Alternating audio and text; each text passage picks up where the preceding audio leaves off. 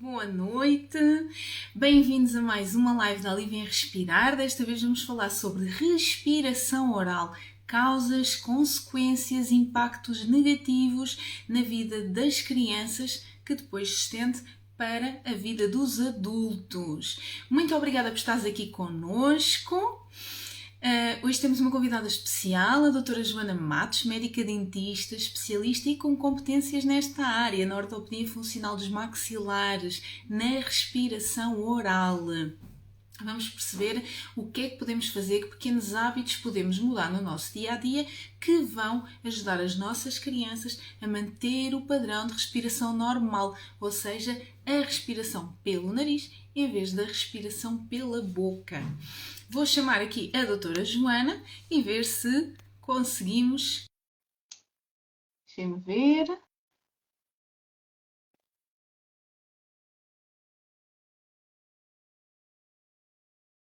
Vou convidar aqui a doutora Joana. Obrigada por estarem a entrar aqui na live. Entretanto, pergunto-vos, entre os vários sinais e sintomas de respiração oral, eu sei que há bocadinho já estavam a responder, mas peço que respondam novamente, quais são aqueles que vocês detectam, ou nos vossos filhos, ou eventualmente também em vocês? Ranho constante, nariz obstruído, dificuldade em respirar durante a noite, paragens na respiração, ressonar, olheiras, dificuldade de concentração, dificuldade também de desenvolvimento da linguagem. Há crianças que têm mais dificuldade em proferir algumas palavras, alguns sons. Digam, o que é que vocês notam? Enquanto eu e a doutora Joana tentamos estabelecer contacto. Vamos cá ver. Já usaram um aparelho? Se utilizam? Contem-nos. Olheiras.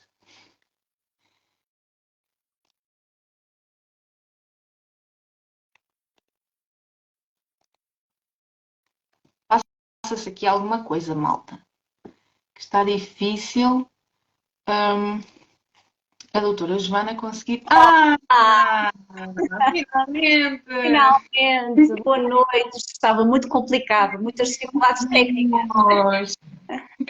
Boa! Enquanto a Joana tentava entrar, estava aqui a conversar com os nossos ouvintes e a tentar perceber, e eles estão aqui já muito participativos, quais são os sintomas, não é, que as crianças ou os próprios adultos apresentam, entre ressonar, dormir de boca aberta, língua fora da boca, e já repararam às vezes nas vossas crianças a dormir assim com o pescoço todo atirado para trás, olheiras, cansaço, birras, parece que a criança faz muitas birras ou é hiperativa, dificuldade, não é, em dizer alguns sons, os R's, por exemplo, o nariz sempre com ranho. Se já eventualmente, ou até vocês adultos, usaram um aparelho para endireitar os dentinhos, entretanto eles voltaram a ficar tortos, partilhem aqui um bocadinho connosco. Entretanto, vou pedir à doutora Joana para se apresentar. Muito boa noite, bem-vinda e obrigada por ter aceito vir aqui conversar connosco. Muito obrigada. Primeiro, Luciana, para mim é que é um gosto estar aqui consigo, a partilhar um tema que para mim é tão grato, não é?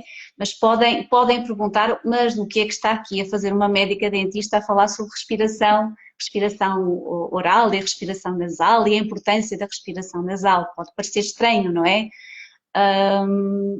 Mas eu sou uma médica dentista, já licenciada há muitos anos, já há 25 anos que ando neste mundo da medicina dentária e muito ligada à ortodontia especialmente, mas há alguns anos a ortodontia começou-me a angustiar e angustiava-me porquê? Porque eu cumpria os protocolos, terminava os casos direitinho e depois notava que havia a chamada recidiva, o que é recidiva ortodôntica, ou seja, os dentes alinhavam e voltavam a desalinhar. E aquilo fazia-me muita confusão, se tudo estava feito de acordo com aquilo que está protocolado e que me foi ensinado, até que descobri a ortopedia funcional dos maxilares. Isto num curso no Porto e a partir daí nunca mais parei. Às vezes pensa-se que as pessoas procuram, fala-se muito no propósito e procurar o propósito da vida, e eu acho que nós não temos que procurar o propósito. O propósito, quando tem que vir, ele vem ter connosco. Tem que ter connosco. E comigo veio através desta maravilhosa especialidade que é a ortopedia funcional dos maxilares, que nos faz ver o paciente como um todo, ou seja, o paciente de uma forma holística, e quando falo holística não é nada de transcendental nem coisa que se pareça, é ver o paciente como um todo, ver o paciente de uma forma integrada. No fundo, não ver só dentes, não é? Ver toda a complexidade. A ideia de que as pessoas têm, a dentista, o que é que trata? Trata dentes. E é como se o organismo fosse um móvelzinho cheio de gavetas.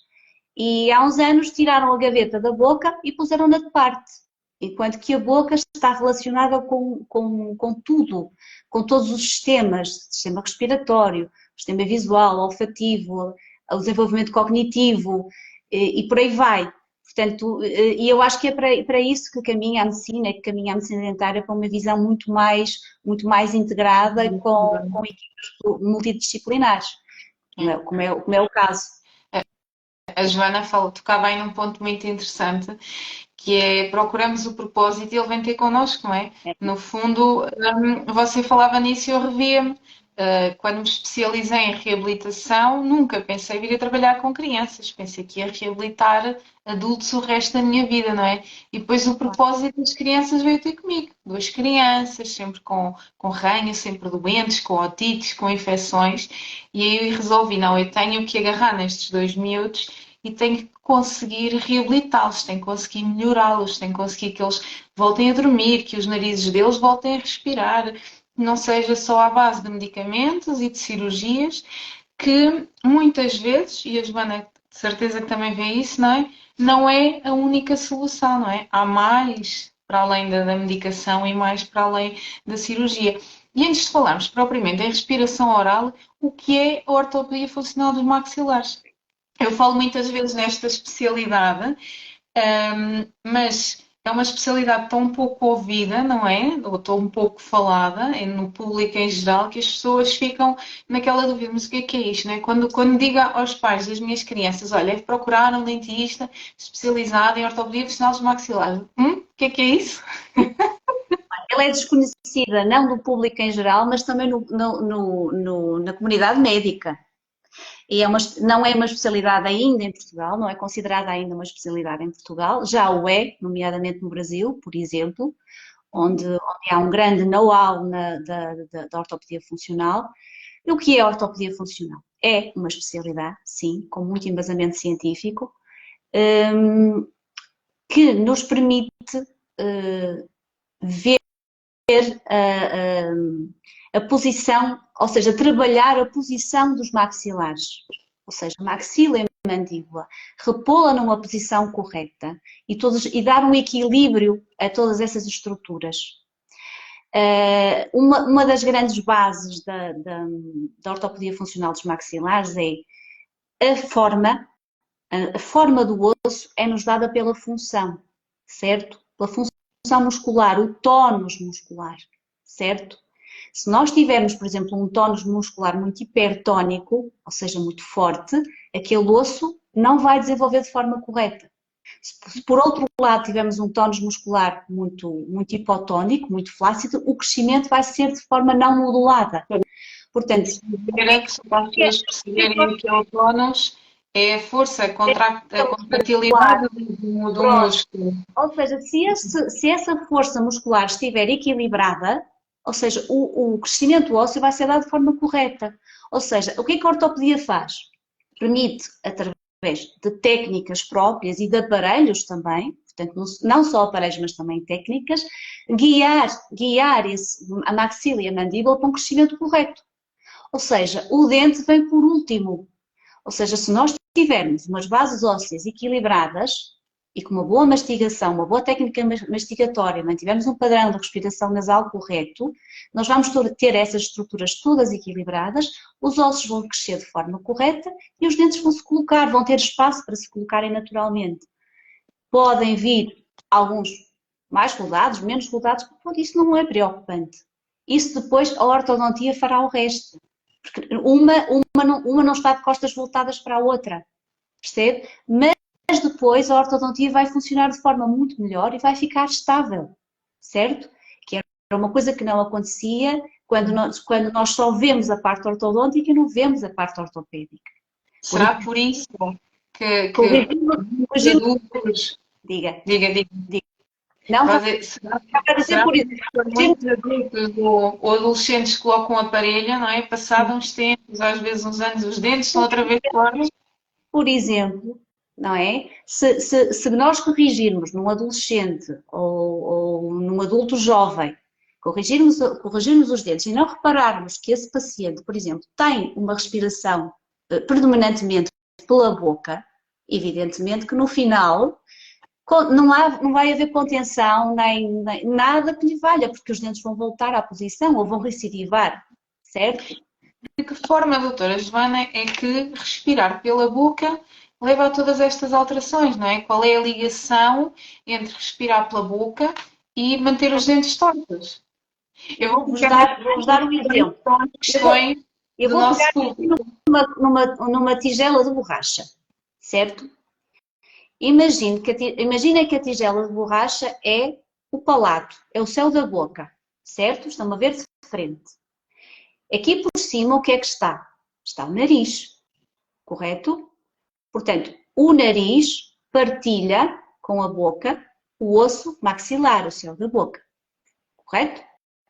Se houver, se esta zona, portanto o nariz, não estiver a trabalhar bem, não estiver a funcionar bem, se aqui não entrar ar, o que é que vai acontecer? O paciente vai respirar pela boca, correto? O que é que vai acontecer aqui? A tal tónus muscular, vai haver aqui um tónus muscular exagerado, uma função muscular exagerada. O que é que vai acontecer? Isto vai, estão a ver daí, apertar, certo?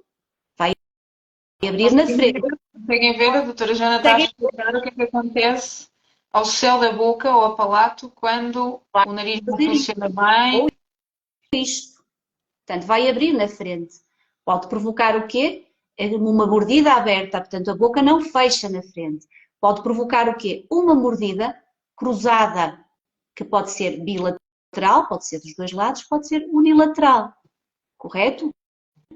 Pronto. Imaginem que nós vamos apenas com um aparelho ortodôntico corrigir isto, tentar corrigir isto. Abrir, abrir e corrigir. E não corrigimos a respiração nasal deficiente. O que é que vai acontecer novamente? O paciente retirou o aparelho, vai manter o padrão e volta. E voltamos ao mesmo. E andamos aqui, a chamada pescadinha de rabinho na boca. Andamos aqui às voltas, num ciclo vicioso. Correto? Portanto, o que é que se tem que fazer primeiro? Equilibrar todas as funções. Certo? E quando falo em funções, não falo só em funções respiratórias. A função mastigatória, por exemplo, função mastigatória bilateral. E que influências pode isto ter? Pode ter influências, por exemplo, com a postura também. Vamos imaginar que há uma mordida, que se forma uma mordida cruzada só de um lado. Imagine, com essa respiração nasal deficiente, vai-se formar uma mordida cruzada só de um lado, vai apertar mais de um lado que do outro. Imagine que há uma narina que trabalha melhor do que a outra. E aperta só de um lado e forma uma mordida cruzada. Certo? O que é que vai acontecer nessa mordida? Imaginem que eu desvio para a minha direita. Tenho uma mordida cruzada deste lado. O que é que acontece? Eu vou mastigar mais deste lado. Porque o lado da mordida cruzada é um lado que me é mais confortável para mastigar. Correto? Portanto, vai haver mais pressão e maior tónus muscular, maior função muscular deste lado. Correto? Portanto, eu vou ter um músculo muito mais tonificado deste lado e o meu osso deste lado não se vai formar, vai ficar mais atrofiado. Vai formando uma assimetria e este lado vai crescendo descontroladamente. certo? O que é que vai acontecer também? Ao eu mastigar mais para este lado, eu vou compensando, todas as estruturas vão compensando. Vão compensando também, por exemplo, os olhos, a linha, vou tirar os óculos para perceberem melhor. Ao eu mastigar mais para este lado, este ombro vai levantar e eu vou fazer isto, vou começar a fazer isto, certo? Para quê? Para manter o paralelismo da linha bipupilar com o chão, para me manter em equilíbrio, correto? Portanto, e esta linha vai ficar paralela a esta e vai ficar paralela à linha das ancas. E, portanto, e depois mais tarde vão aparecer aquelas ditas pernas mais curtas, não é, Luciana? Já viu isso? Um lado mais curto que o outro, os pés planos, não é? As duas lombares. Etc. Por isso que nós não podemos, e esta especialidade mostrou-me um mundo completamente novo, é que nós não podemos olhar só para os dentes. O dente não é o centro do mundo quando se fala de ortopedia funcional, e não o é. Por exemplo, muitas vezes a minha consulta começa já na sala de espera, quando vou buscar as crianças da sala de espera. É ver o comportamento que eles têm com outras crianças, é ver a postura que estão, percebe? Portanto, começa aí. E às vezes são coisas tão simples, tão fáceis e que previnem tantos problemas mais complicados no São futuro. difíceis, não é? Da parte dos pais de detectar, não é? Quantas vezes na sua consulta, não é? E, por exemplo, na minha, quando pergunto como é que come, qual é a postura que tem, já notou que se calhar come mais para um lado do que para o outro. A língua se calhar está mais tempo de fora do que dentro da boca. Aquelas. E a nível de preferências alimentares? Gosta mais de coisas passadas ou engole a comida inteira, não é? E vamos Às vezes perceber. não é uma seletividade, não é uma seletividade. Eles conseguem mastigar, basta por vezes olhar. E o dentista tem que sair, às vezes tem que sair um bocadinho da posição normal em que costuma estar e pôr-se de frente para o paciente e olhar que muitas vezes a dentição de leite, em vez de ter os dentinhos assim, estão assim, estão contraídos, estão inclinados para dentro. Ou seja, as crianças assim não conseguem mastigar. Tem mais dificuldade. É interessante como é muito confundido às vezes, não é? Com a seletividade alimentar, com a hiperatividade, ou é uma criança que é mal comportada, não é? Quantas vezes não ouvimos este tipo de Quantas vezes? questões, e depois quando vamos avaliar percebemos que afinal há um motivo para tudo. Uma criança que respira mal, necessariamente dorme mal, não descansa, não é? Portanto, não há ativação das hormonas de crescimento e das hormonas do crescimento, não é? É o suficiente para uma criança dessas não ter o mesmo rendimento escolar, o mesmo foco, a mesma concentração, tornam-se crianças hiperativas, crianças que interrompem as conversas, que não se conseguem concentrar numa tarefa. Isso faz parte da minha anamnese, por exemplo, é uma das coisas que eu pergunto. Que às vezes surpreende muitos pais uma médica dentista a perguntar isso. Não é? Mas há perguntas. Habituar-se. No meu caso, os pais já não acham tão estranho, não é? Porque percebem que se o nariz está destruído, inevitavelmente interfere com o sono, mas quando começa a mostrar pequenos sinais, reparem aqui nos dentes, reparem no nariz, reparem. Ele é sempre assim, muito agitado, não é? Por exemplo, às vezes nas consultas, a tentar falar com os pais e percebes que a criança está ali muito irrequieta de um lado para o outro, ou vou-lhe dando já instrumentos para perceber se consegue fazer uma respiração nasal, se consegue soprar, tossir, não é? Vamos observando logo o comportamento da criança e quando começo a fazer certas perguntas aos pais e a descodificar o porquê de provavelmente a criança ter aquele comportamento ou aquelas escolhas, começa-lhes a fazer sentido, não é? Isso é interessante, pois é muito mais fácil fazer um encaminhamento para a sua área e eles conseguirem perceber o que é que se passa com a criança, não é? Muitas vezes vão outras especialidades que lhes dizem, não, está tudo bem, ele está no percentil, está a crescer bem, não se passa nada, mas os pais sentem que alguma coisa não está verdadeiramente bem, não é? A mesma coisa. Comigo acontece a mesma coisa. E explicando tudo isto, não é difícil depois de encaminhar até para outras especialidades, nomeadamente para a sua, nomeadamente para a terapia da fala, com competências em terapia miofuncional. E há uma coisa que nós não falamos nisto tudo, que é muito importante, é que depois é a língua, por exemplo, a posição da língua. Não falamos sobre isto, não é? Nós quando temos... Por isso, vamos só perguntar aqui a quem nos ouve, de todos estes sinais que eu e a doutora Joana estamos a falar, o que é que vocês notam nas vossas crianças? Participem, conversem aqui connosco. Esta irritabilidade, esta dificuldade de se concentrar, parece que está sempre a fazer birras, que não ouve ninguém, ressona, dorme mal. O que é que vocês notam e que encaminhamentos é que já foram feitos para ajudar os vossos filhos com estas questões? Partilhem aqui connosco um bocadinho. Eu estava a ver aqui um comentário mais atrás da Rita que diz que o filho tem, deixem-me ver, 5 anos, se não estou em erro, e que tem uma mordida. Não, ela diz que quando. Ai, caramba. Posso ver aqui. Está aqui. O meu filho com 5 anos, quando fecha a boca, os dentes superiores ficam atrás dos inferiores. Os dentes comentário aqui. superiores ficam atrás dos inferiores. Com 5 anos. Com 5 anos.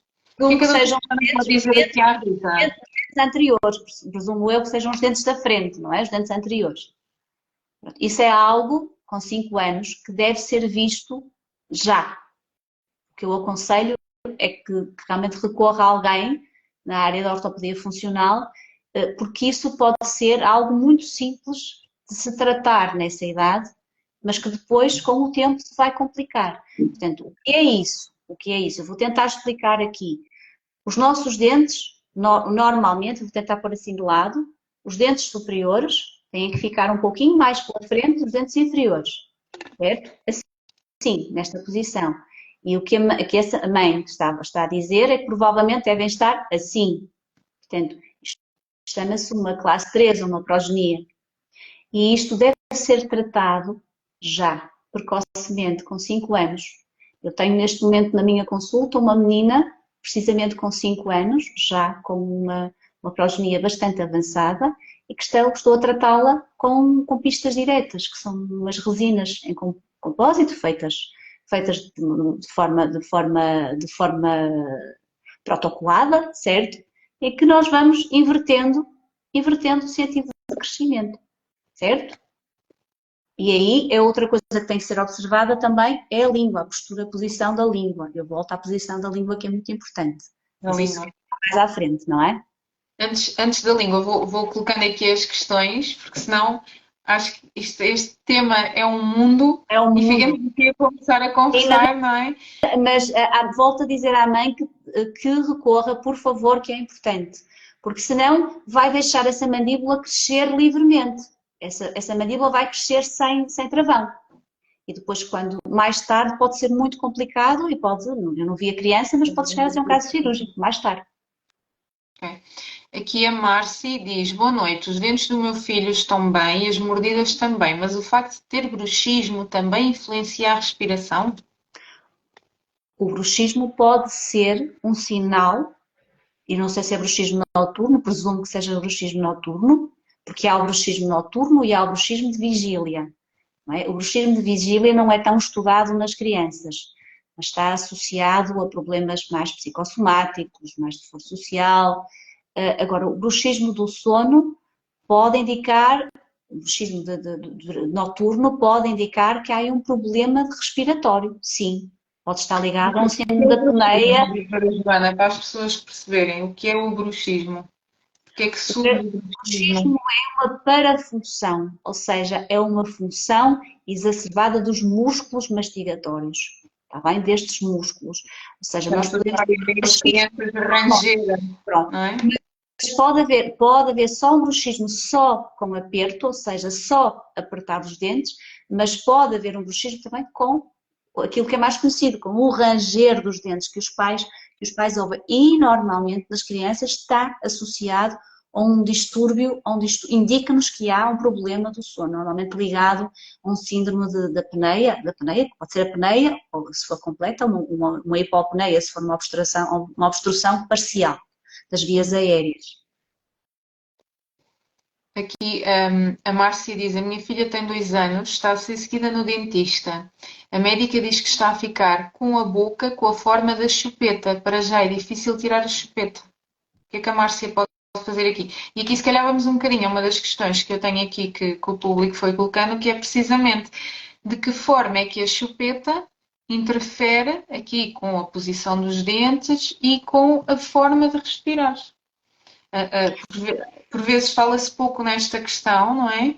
Mas a chupeta tem um grande impacto em todas estas alterações orais e na forma do crescimento ósseo. Sem dúvida. Primeiro, as crianças têm a chamada fase oral, que é do 0, e a Luciana sabe isso muito bem, até aos 18 meses, não é? Que têm a necessidade de ter aquele conforto, não é? De ter algo na boca e de descobrir, e às vezes os pais cometem o erro de substituir o dedo pela chupeta. É preferível o dedo à chupeta. À chupeta, não é? Portanto, agora, os dentistas são muito anti-chupeta. E porquê? Porque realmente deforma. Então, muitas das vezes, quanto mais pequenina for a chupeta, se repararem, se for pequenina, as crianças estão assim. Certo? E depois nós vemos às vezes crianças maiorzinhas, quando lhes faço o teste de deglutição, por exemplo, quando ponho um copo de água para eles beberem, eles engolem assim. Certo? Portanto, vão adquirindo posturas musculares erradas. Para já não falar nos dentes, não é? Vai deformar a abóbada palatina, vai deformar o palato, sem dúvida, mas não é só isso.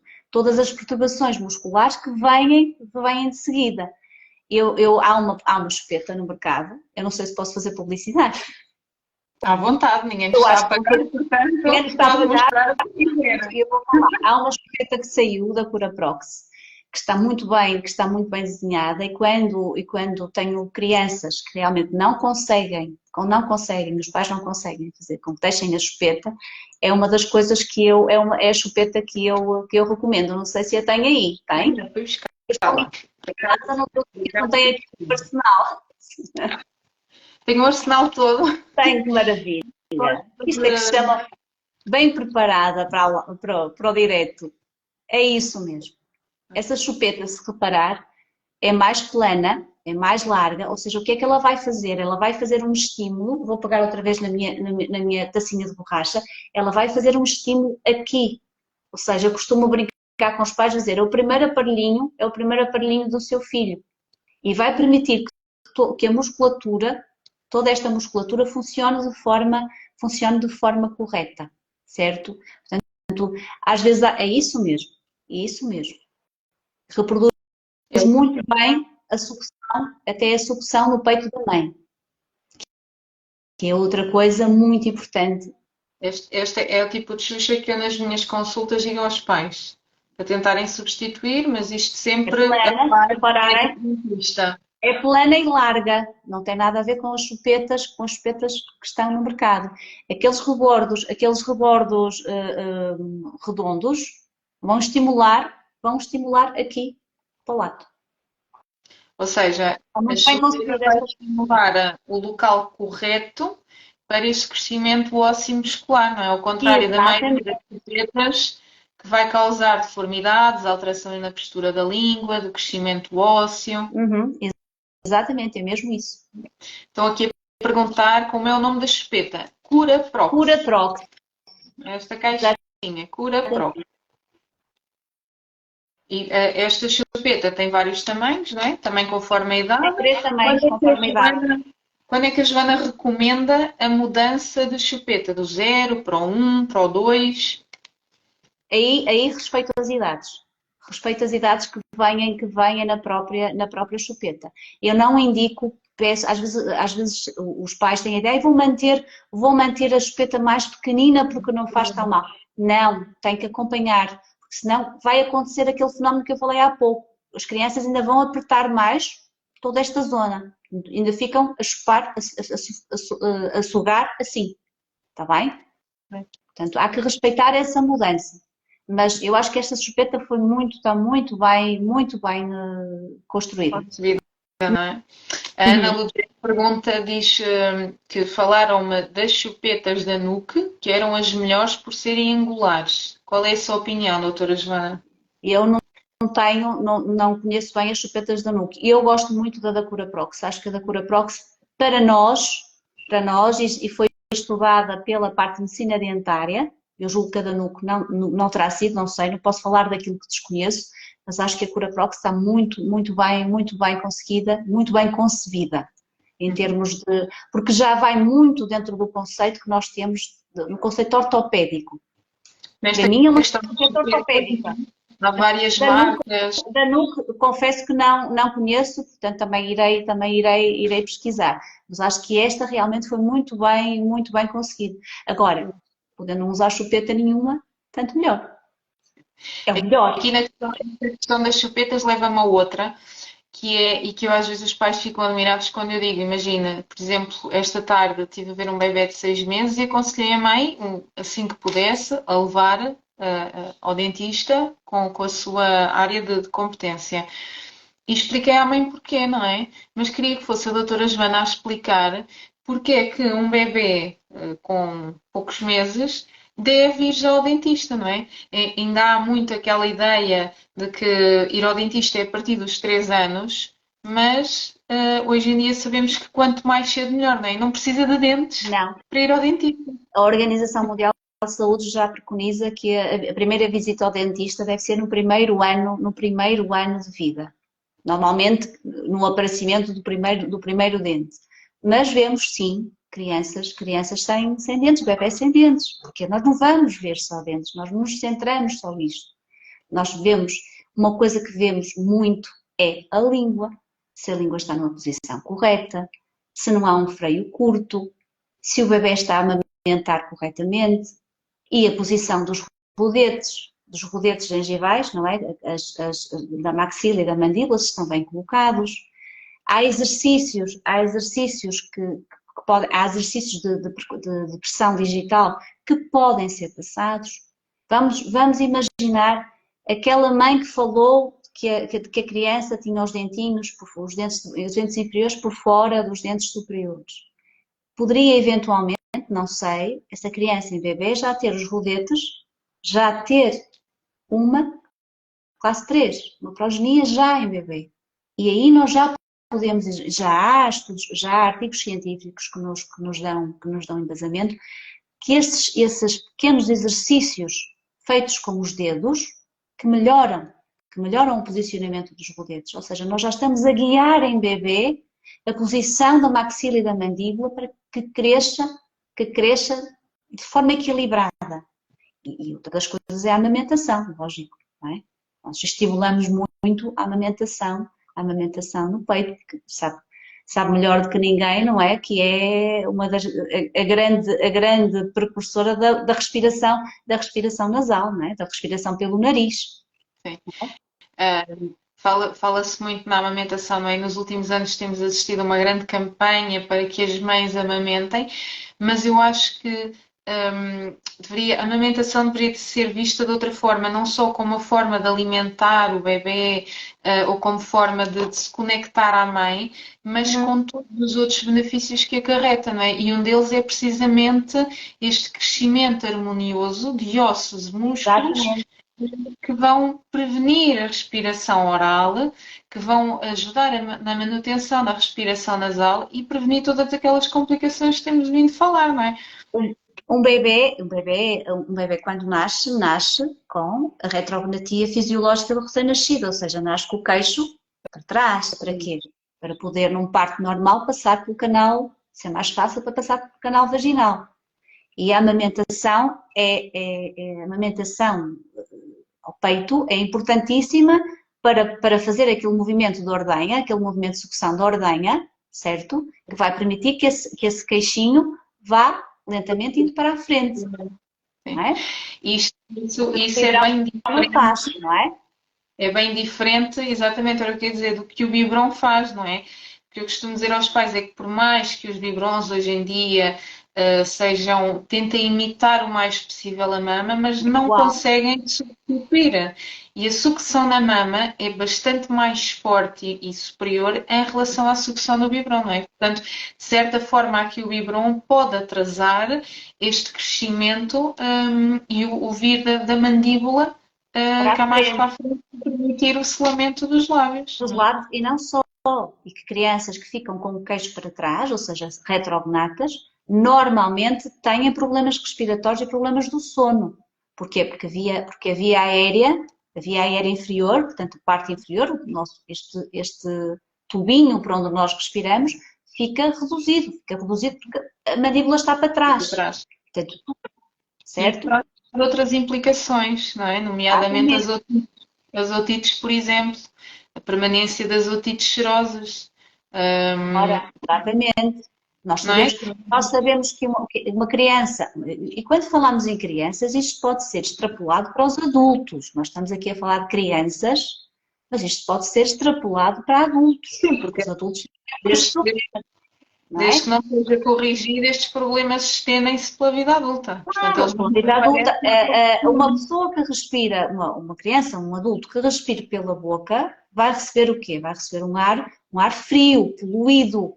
Ao contrário de alguém que respira pelo nariz, nós temos estes pelinhos, por alguma coisa são os filtros, ou seja, o ar vai entrar morno, vai entrar filtrado. Portanto, há muito maior risco de amigdalites, de otites e todas as outras ites, não é? Numa criança que respira pela boca, mas isso é lógico, não é? Sim. Temos aqui algumas questões também. Há bocado a Joana falava aqui na língua.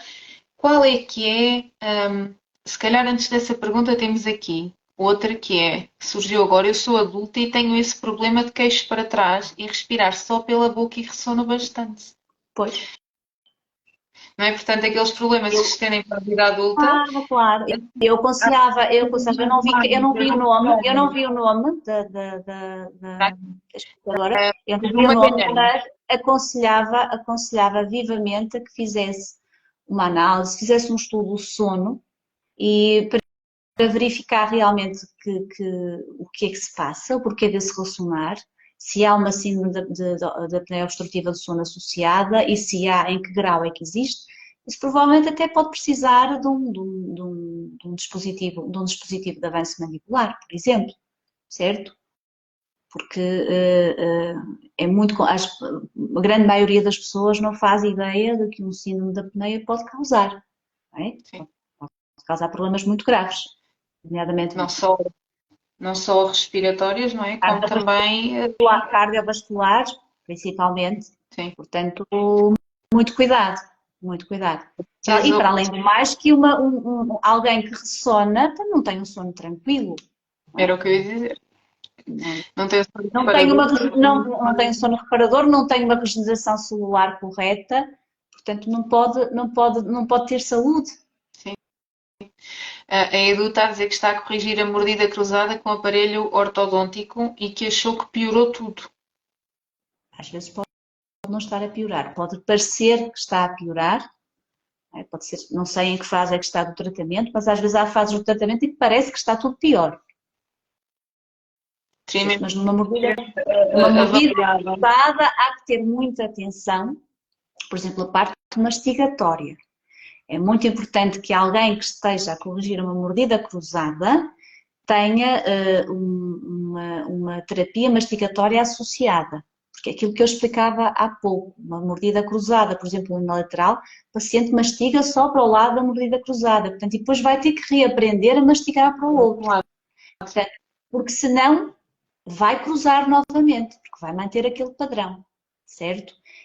Outra coisa que as pessoas não sabem, a criança quando nasce com determinadas funções que são inatas, não é? Respirar, o sugar, o vomitar, o regurgitar são inatas, mas a função mastigatória não é inata. A função mastigatória é aprendida. E uma das coisas que nós temos que ter em atenção, e que eu acho que é importante dizer aqui, que já vi que tem aqui muitas seguidoras que têm crianças pequeninas, assim que a criança começa a ser alimentada, passa para a alimentação complementar e que possa estar sentada, é estar sentada a 90 graus e com os pezinhos apoiados. É extremamente importante, porque só assim é que se consegue que a criança tenha uma mastigação bilateral. Portanto, a mastigação é ensinada, não é inata. Eu vejo às vezes os pais a darem alimentação, por exemplo, com os bebés, os carrinhos, inclinados. Inclinado. Certo? Portanto, isto é importante. Uns pezinhos, sempre a escolher as cadeirinhas ou então arranjar uma forma de colocar um apoio nos pés. Isso é extremamente importante. Só assim é que a criança consegue aprender a mastigar. E lá está, a mastigação bilateral. E voltando à pergunta de há pouco, a mordida cruzada, quando está a ser corrigida, tem que ter esse olhar, porque senão volta a cruzar, não tenhamos dúvidas que volta a cruzar. Às vezes os pais ficam admirados quando nas consultas lhes pergunto precisamente como é que a criança come. É com os pés pendurados, é apoiados? Ah, com os pés pendurados. Ou então dizem, ele não para quieto, está sempre a mexer-se. Porquê que não para quieto e está sempre a mexer-se? Porque precisamente para nós mastigarmos precisamos dessa base de apoio, não é? Portanto, temos que perceber que o corpo está todo interligado, os músculos estão todos interligados e que se não tivermos essa base de apoio, não temos a força muscular necessária para uma boa mastigação. Os pés a balançar, o que é que a criança começa a fazer? Mastigar, começa a fazer isto, não é? Não para quieta, está sempre a mexer na cadeira. Não é? Depois confundimos isso com ela quieta. E não aprende a usar corretamente os músculos da mastigação. Sim. Aqui a Marta pergunta, é possível que a alergia alimentar, nomeadamente os derivados do leite, cause a respiração oral?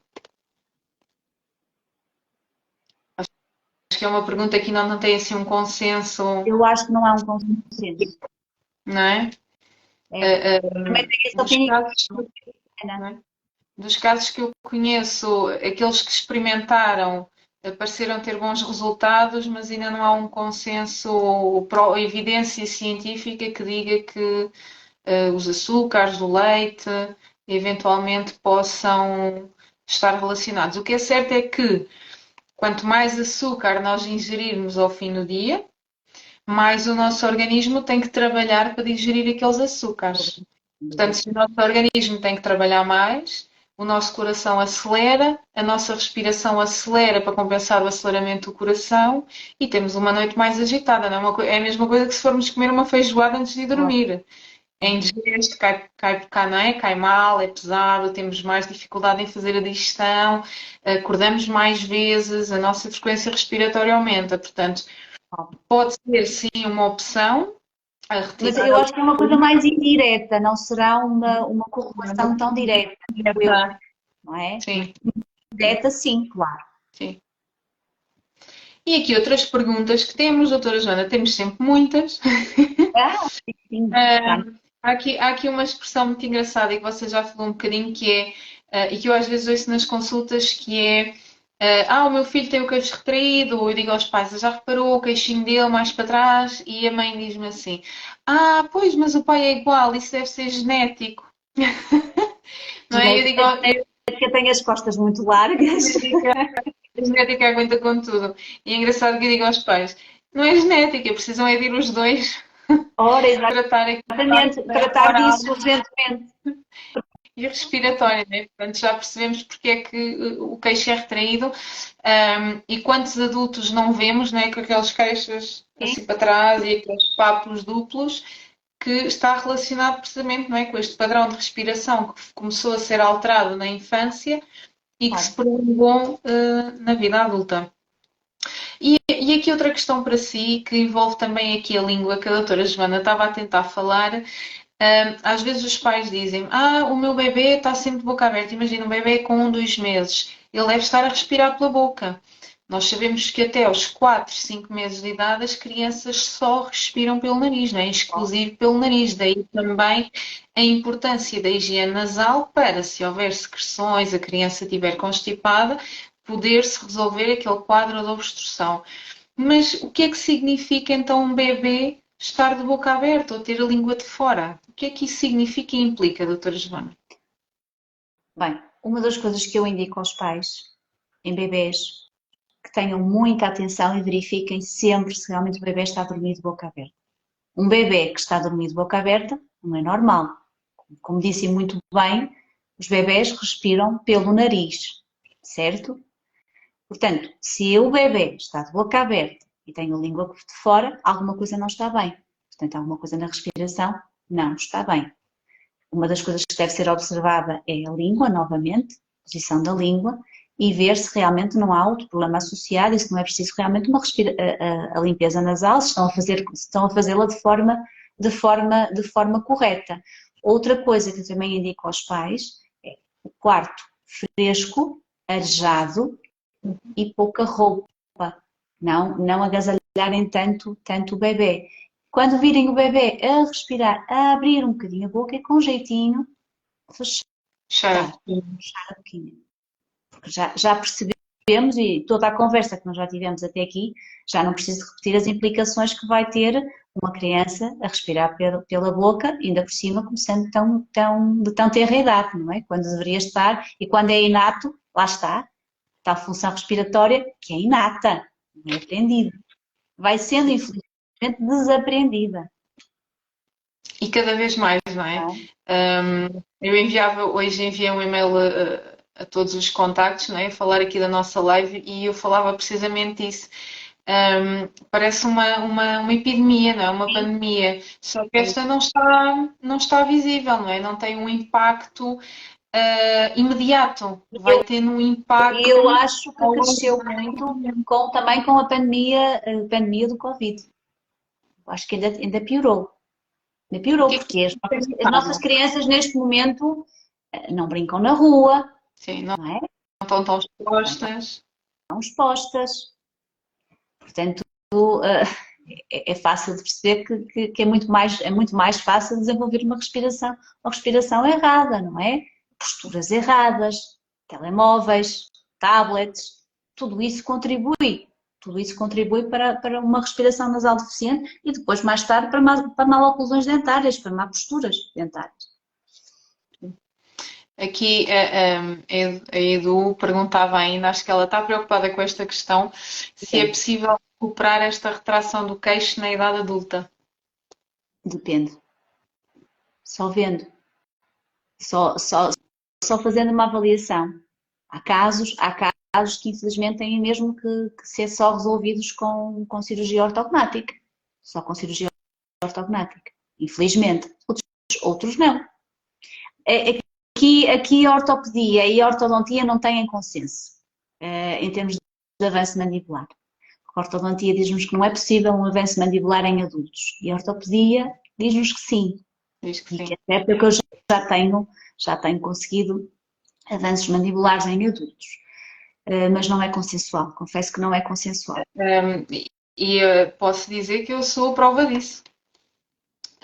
Em criança tive muitas otites, muitas amigdalites, acabei até por ser operada às amígdalas em adulto e quando descobri esta área percebi que também eu era respiradora oral, consequência de todas as infecções que tive na infância.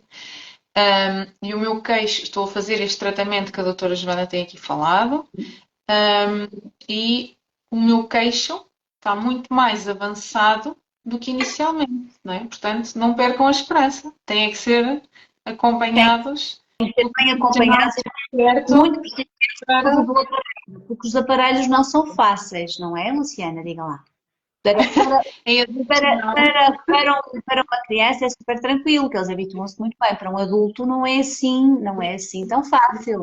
Pergunta bocado isso, doutora Joana, porque às vezes os pais, quando falam, às vezes, olha, esta área faz isto, pode ser eventualmente preciso de algum aparelho, ficam admirados, não é? Porque também temos esta noção de que aparelho é para os adolescentes, não é? Até há 20 ou 30 anos atrás era mais ou menos a partir dessa idade que nós víamos as pessoas com aparelho, não é? O que é certo é que até nas crianças o aparelho não tem nada a ver com o aparelho comum, não é? É. Que todos nós conhecemos e estamos habituados. Os aparelhos ortopédicos são super tranquilos de utilização. Não podem magoar de forma alguma e são tranquilíssimos em termos de utilização. Os pais que fiquem, eu sossego os pais que são mesmo realmente muito, muito tranquilos. E há casos que quanto mais cedo, em termos de maloclusão, em termos de má posição dentária, quanto mais cedo detectarmos, quanto mais cedo tratarmos, melhor. Melhor porquê? Porque vamos tratar numa idade em que é tudo tenrinho, é tudo muito moldável, muito fácil de corrigir. Como eu costumo dizer, olha, vamos pôr o comboio nos trilhos. Muitas vezes os pais perguntam, mas estes 2 dentes, assim, não se preocupem com os dentes. Preocupem-se é que o espaço que nós estamos a adquirir, que estamos a adquirir funções corretas, função mastigatória, função respiratória, isso é que é o importante. Os dentes vêm no fim, ok? Portanto, é muito... Evidentemente que num adulto funciona, mas nós adultos não temos a mesma capacidade adaptativa que tem uma criança. Mas funciona. Eu tenho muitos casos tratados em adultos e que funcionam muito bem. E são aparelhos muito bons também no controlo do bruxismo em adultos. Funciona muito bem e em disfunção da articulação temporomandibular também. Sim. Portanto, não percam a esperança, isso não é. São casos que têm de ser estudados, lógico, não é? Por isso é que tem que procurar um especialista, não é? Ser bem avaliados e perceber também qual é o plano de tratamento e o que é que vai funcionar melhor. Sim, cada caso é um caso. Cada caso é um caso. Cada caso é um caso. Não há um protocolo definido, não há uma receita de bolo para cada problema. Cada caso é um caso. O que eu digo, o paciente tem que ser visto como um todo, todos os problemas que tem, não é? Um caso muito semelhante em pessoas da mesma idade, por exemplo, pode ser tratado de maneira completamente diferente.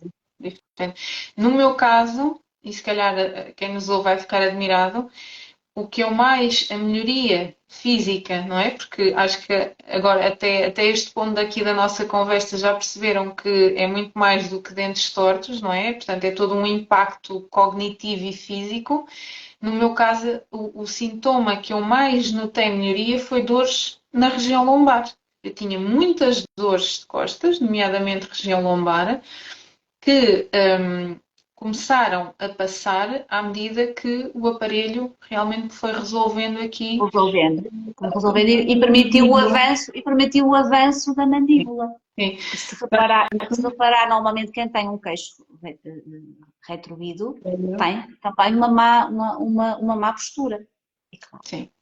E dores na coluna lombar. A nível de postura, gosto de explicar aos pais e até lhes mostro imagens da alteração na postura, porque para quem não está desperto, não é? Às vezes é difícil perceber este tipo de sinais. Uma criança que tem o pescoço um bocadinho mais curvado, nós vemos as omoplatas mais saídas, a coluna lombar mais curvada que o habitual, o pé chato, o chamado pé chato, o pé plano, são tudo alterações que a respiração oral vai provocando com o tempo e com o crescimento. Portanto, há um impacto muito grande orgânico, não é? Portanto, em todo o corpo e que tem que ser corrigido, porque isso leva mais tarde problemas ortopédicos, leva a dores constantes na coluna, leva a uma série de problemas que depois andamos aqui à procura nas várias especialidades médicas, na ortopedia, na neurologia, etc., e que eles não detectam nada de especial, porque efetivamente está tudo relacionado com a forma como nós respiramos. E com todas as alterações que isso foi provocando. Portanto, a forma como nós respiramos tem um impacto gigantesco na nossa vida. E é tão E cada vez simples, e mais é tão simples prevenir, não é? É tão mais fácil prevenir do que, não é? Do que depois andar a familiar, procurar. não é? Mas é o ditado. É por isso que quanto mais cedo começarmos, melhor. Sim. Gostava tanto, mas isto parece-me utopia, não é? Que um dia se pudesse, em cursos de preparação para o parto, em centros de saúde, com outros profissionais, não é? Aqueles que estão logo na linha da frente, na gravidez, nos primeiros dias do bebê, pudesse haver este trabalho integrativo, pudesse haver um dentista na primeira avaliação do bebê, tal como vai ao pediatra, pudesse haver, se calhar, um terapeuta da fala avaliar o freio da língua, para perceber se aquela criança vai ter menor ou menor dificuldade na amamentação. Portanto, pudesse haver um osteopata para perceber que alterações craniofaciais, que tensões musculares é que traz, e resolvendo, sabemos que aquele bebê beneficiaria muito na amamentação, menos cólicas, etc. Não é? Portanto, esta visão integrativa. Eu, eu sonho com isso. Não, não sei se ainda vou ver isso, mas sonho com isso. E acredito que a medicina está aí por aí. Deus queira, eu espero ainda ver isso. Era muito interessante, porque Seria de muito facto, bom. não Porque é, quando se pouparíamos tanto e em termos, por exemplo, mesmo em termos de Serviço Nacional de Saúde, poupar-se-ia tanto dinheiro, era isso que eu ia dizer, uma questão simples, em custos em saúde, não é? claro. Poupava imenso, e mesmo na questão da amamentação, não é? Há bocado falávamos da mama, que é sempre preferível ao biberon, sem qualquer julgamento, porque se há dificuldades com a Sim, amamentação ou de facto aquela mãe não teve possibilidade de dar a mama, tem que ser alimentada a criança, mas que até nessas questões, não é? Ali assim que o bebê nasce, e muitas vezes tem a ver com tensões musculares, freios de língua curtos, coisas que não são detectadas e que levam ao abandono da amamentação e à introdução dos biberons. Se tudo isso pudesse ser antecipado, certamente teríamos crianças mais saudáveis e famílias mais felizes, não é? Em relação a esta questão. quantas crianças eu recebo já com os seus 7, 8 anos que não foram amamentadas e vamos a ver, temos um freio curto. Uma coisa tão simples. Sim. É só isso. Portanto, E nem todos os profissionais sabem avaliar um freio, não é, doutora Joana? Quem é que você indica para avaliar um freio e poder até intervencionar? Por exemplo, a semana passada vi uma criança que a mãe me disse que em bebê, ou quando nasceu, tinha o freio curto. Ainda na maternidade fizeram-lhe o corte do freio e pronto, foi para casa, nunca mais houve seguimento nenhum. Nem houve terapia, nem nem nada. houve um É muito especialista a fácil. fazer o corte. Num bebê, a terapia é a mama. É colocar o bebê na mama. Após uma frenectomia, é colocar o bebê na mama. O bebê começa a amamentar, lá está. O freio nunca mais volta a fibrosar. Por exemplo, já numa criança, se formos a fazer uma frenectomia numa criança de 4, 5, 6 anos, já tem que haver uma entrada de uma terapeuta miofuncional antes e logo a seguir. Por exemplo, nós na clínica, a colega da cirurgia faz a frenectomia, mas previamente a criança já foi vista pela nossa terapeuta da fala e pós-cirurgia, logo no dia seguinte, ainda hoje planeamos uma intervenção destas, logo no dia seguinte, a terapeuta da fala está a começar a fazer os exercícios, porque se não houver movimento, o que é que vai acontecer? A língua vai voltar, o freio vai voltar a fibrosar no mesmo sítio, certo? É uma dúvida frequente. E no caso deste bebê, o que aconteceu foi precisamente isso. Agora, aos 2 anos, vai fazer nova cirurgia e finalmente sim vai ter acompanhamento de O que torna muito mais complexo, porque mesmo em termos de colaboração, para qualquer médico fazer uma frenectomia num bebê ou numa criança de 2 ou 3 anos, é muito mais difícil de o fazer numa criança de 2 ou 3 anos. Tudo que seja feito o mais cedo possível, melhor, porque simplifica. E voltamos a falar da língua. O porquê da língua, porque é que nós falamos tanto da língua? O que é que a língua tem a ver com isto tudo? Porquê? A língua é importantíssima e tem uma interferência gigante na respiração. Completa. A língua são 26 músculos. Não é só um músculo. são 26 músculos que estão aqui a participar na função da língua, e inervada por vários nervos cranianos. Mas pronto, isso já é outra conversa mais complicada. Mas a língua tem que estar onde? Onde é que tem que estar a língua? A língua tem que estar encostada no palato. Ou seja, quando se engola, a língua encosta no palato. É este estímulo da língua, a pressão da língua contra o palato, que permite que esse palato, esse céu da boca, vamos falar de outra maneira, esse céu da boca desenvolva, abra. Portanto, o palato está aqui, a língua vai permitir que o palato faça isto. Ou seja, e se permitir que o palato faça isto, o que é que vai acontecer? Quem é que está por cima? O nariz vai respirar melhor.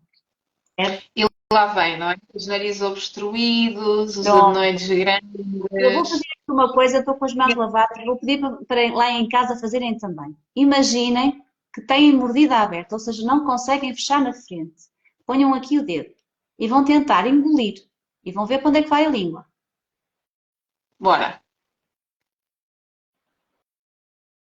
Tentou? Parece que a língua fica ali meio perdida, não fica? Parece que Verdade. falha.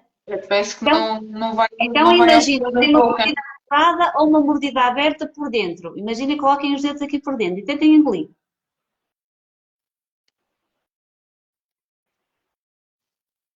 O que é que acontece? Há alguma dificuldade. Voltamos ao mesmo. Volto aqui, à minha tigelinha, não é? Certo? Portanto, vamos supor que temos aqui uma mordidinha aberta, assim, vou virar assim, e a língua anda aqui perdida, não é? Portanto, a língua não consegue subir, portanto, nós vamos ter que expandir e estimular esta língua a subir, correto? Muitas das vezes com terapia miofuncional. As terapeutas miofuncionais para nós são nosso braço direito, porque nos ajudam com exercícios específicos a fazer com que essa língua suba, e essa língua naturalmente vai ajudar o próprio aparelho. O aparelho vai fazendo a abertura e a língua vai subindo e vai cumprindo o seu trabalho. Outras vezes é preciso intervenção cirúrgica, claro que o freio está curto e é preciso libertar, correto? Isto é muito bonito, a natureza realmente é muito sábia, não é? É fantástica. E a dizer que, e para relacionar isto, não é, aqui com a respiração, efetivamente, e reparem, não é, que se o palato, não é, o céu da boca, ele sobe para permitir a respiração pela boca, ele vai subir para o interior do nariz, não é? E então vemos cirurgias ao septo nasal com recorrência, não é? E muitas vezes, mesmo adultos que me chegam dizem que já foram operados 2 e 3 e 4 vezes ao septo nasal e que volta a entortar, não é? Volta a entortar porquê? Porque o problema de base está lá, que é um céu da boca alto a empurrar a cana do nariz, não é? Portanto, o septo, então ele volta a entortar. Claro. Nas crianças, temos adenoides aumentados também porque o nariz está constantemente inflamado, e muitas vezes os pais dizem, mas eu lavo o nariz, não sai nada, e ele continua com uma voz anasalada, precisamente porque há estas alterações anatómicas, não é? Que vão levar a este tipo de respiração, não é? Nasalada. E reparem que se o nariz, se a criança naturalmente já é uma criança que tem rinite, que tem hipertrofia dos adenoides, que tem o nariz constantemente inflamado ou com secreções, se ainda tiver o palato alto, não é? Vai diminuir ainda mais o espaço para o nariz respirar. Portanto, é uma bola de neve. Tem que respirar mais pela boca, respirar mais pela boca leva a mais déficit de força muscular, língua caída sobre a garganta, ressonar, paragens na respiração durante o sono. Portanto, vai sempre piorando cada vez mais. O organismo tenta compensar, mas essas compensações vão levando. Deixa-me fazer-lhe uma pergunta, e às vezes não lhe acontece os pais dizerem: meu filho já foi operado às adenoides e às amígdalas e continua a respirar pela boca e continua a ressonar. Sim. Às vezes dizem que já não ressona tanto, mas ainda ressona. Ou então dizem que o médico quer operar outra vez porque afinal os adenoides voltaram a crescer, afinal as otites serosas mantêm-se, não é? E está E por tudo. que é que as adenoides começaram a crescer? Porque as adenoides e as amígdalas são tecidos de resposta, são tecidos de defesa que respondem às impurezas, respondem a todos os poluentes, certo? Muitas das vezes as crianças são operadas às amígdalas e às adenoides e mantêm o padrão respiratório, porquê? Porque a musculatura não está equilibrada, porque a língua não está no palato, porque muito provavelmente têm um palato estreito, portanto, tudo isto tem que ser visto, lá está aqui a bola de neve. Isto é o que eu digo aos pais que recorrem à minha ajuda, não é? Lá está, habitualmente, inicialmente, porque há ali quadros de ranho e de infecções respiratórias que vão agravando ou que não estão a melhorar e que depois vamos percebendo, não é? À medida que vou avaliando a criança e vou fazendo estas questões, vamos percebendo a origem, não é? Porque é importante tratar aquele quadro respiratório e colocar aquele nariz a respirar, mas também é importante perceber porque é que aqueles quadros respiratórios se repetem com tanta frequência, não é? Porque é que aquela criança está sempre com secreções, porque é que aquela criança está sempre a respirar pela boca, porque é que aquela criança faz várias amigdalites ou laringites. É importante irmos percebendo aqui a causa. E quando vamos afunilando para perceber a origem, né, vamos percebendo que de base há uma respiração oral. E às vezes os próprios pais nem conseguem detectar tão facilmente, né? Às vezes não é uma boca totalmente escancarada a respirar. Não. Às E vezes, muitas das vezes são bocas que não é uma coisa, como é que eu vou explicar? Não é assim tão fácil de ver, que às vezes passa despercebido, às vezes até colegas da área. Portanto, há coisas que nós temos que avaliar. Às vezes há bocas que aparentemente até parecem muito bem e não estão. Certo? depois mantém aqueles sonos agitados, Dizia, não é? Mantém as otites serosas, mantém a dificuldade de concentração. Isso gera uma grande angústia aos pais. Muitos recorrem até mim já quase como se fosse a última esperança, não é? Já foram operados, o médico já quis operar novamente, ou até já foram reoperados, ou os pais de facto começam a procurar informação e a perceber que, pai, não queria que ele fosse operado outra vez. O que é que será que existe mais para além, não é, da cirurgia? E vão descobrindo aqui a reabilitação e a ortopedia funcional e percebendo que há uma janela de oportunidade bastante maior do que sem ser mais uma cirurgia, não é? Isto não tirando o mérito da cirurgia, não é? Porque há casos que acabam mesmo por sem ser dúvida, preciso, não é? e extremamente necessários, e nós notamos melhorias substanciais logo de seguida. Sem dúvida nenhuma. A cirurgia, há casos em que a cirurgia realmente é importante e que resulta. E outros que a cirurgia só por si não é suficiente. Suficiente. Sim. Mas dúvidas que eu tenho em relação aos meus pacientes, vamos falar um pouquinho sobre a limpeza nasal. Vamos. Eu tenho alguns pais que têm muito medo da limpeza nasal. Doutora Joana, só antes de entrarmos nesse tema, uma pergunta que ficou aqui para trás. Da neurociência em movimento. Pergunta: chupeta leva à respiração bucal ou apenas prejudica, altera nas crianças que já têm problemas com respiração bucal e estrutura óssea? A chupeta, se pode causar uma anomalia, se pode causar uma alteração da estrutura do palato, pode sim levar a uma respiração bucal. E pode agravar aquelas que já têm por si a respiração bucal. Sim. Sim, sem dúvida, pode. Depende da anomalia que essa chupeta causar. Vamos supor, se a chupeta vai causar uma mordida aberta, e se essa mordida aberta perdurar, evidentemente que essa criança vai ter uma respiração oral, certo? Acho que a dúvida está esclarecida. Acho que aqui a neurociência queria perceber se a chupeta, numa criança que não tenha respiração oral, a chupeta vai provocar ou se só provoca se já houver alterações estruturais. É o que eu digo, se vai causar alterações estruturais e se essas alterações estruturais perdurarem, pode levar à instalação de um padrão de respiração oral. Sem dúvida que sim. A Helena estava aqui a perguntar se vai ficar gravada a live. Vai, malta!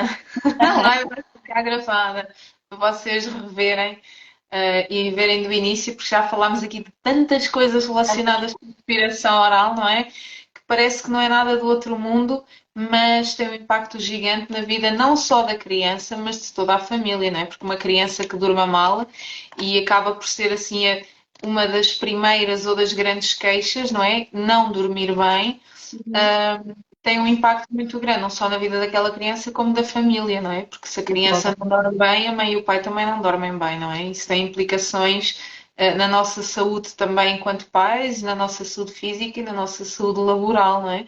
Porque se dormimos mal, a capacidade de trabalho também fica muito mais reduzida. E agora, a doutora Júlia queria me fazer perguntas, agora vamos virar o jogo. E vocês Eu que ainda quero, estão a ouvir até agora, estão a gostar, têm dúvidas, interajam connosco.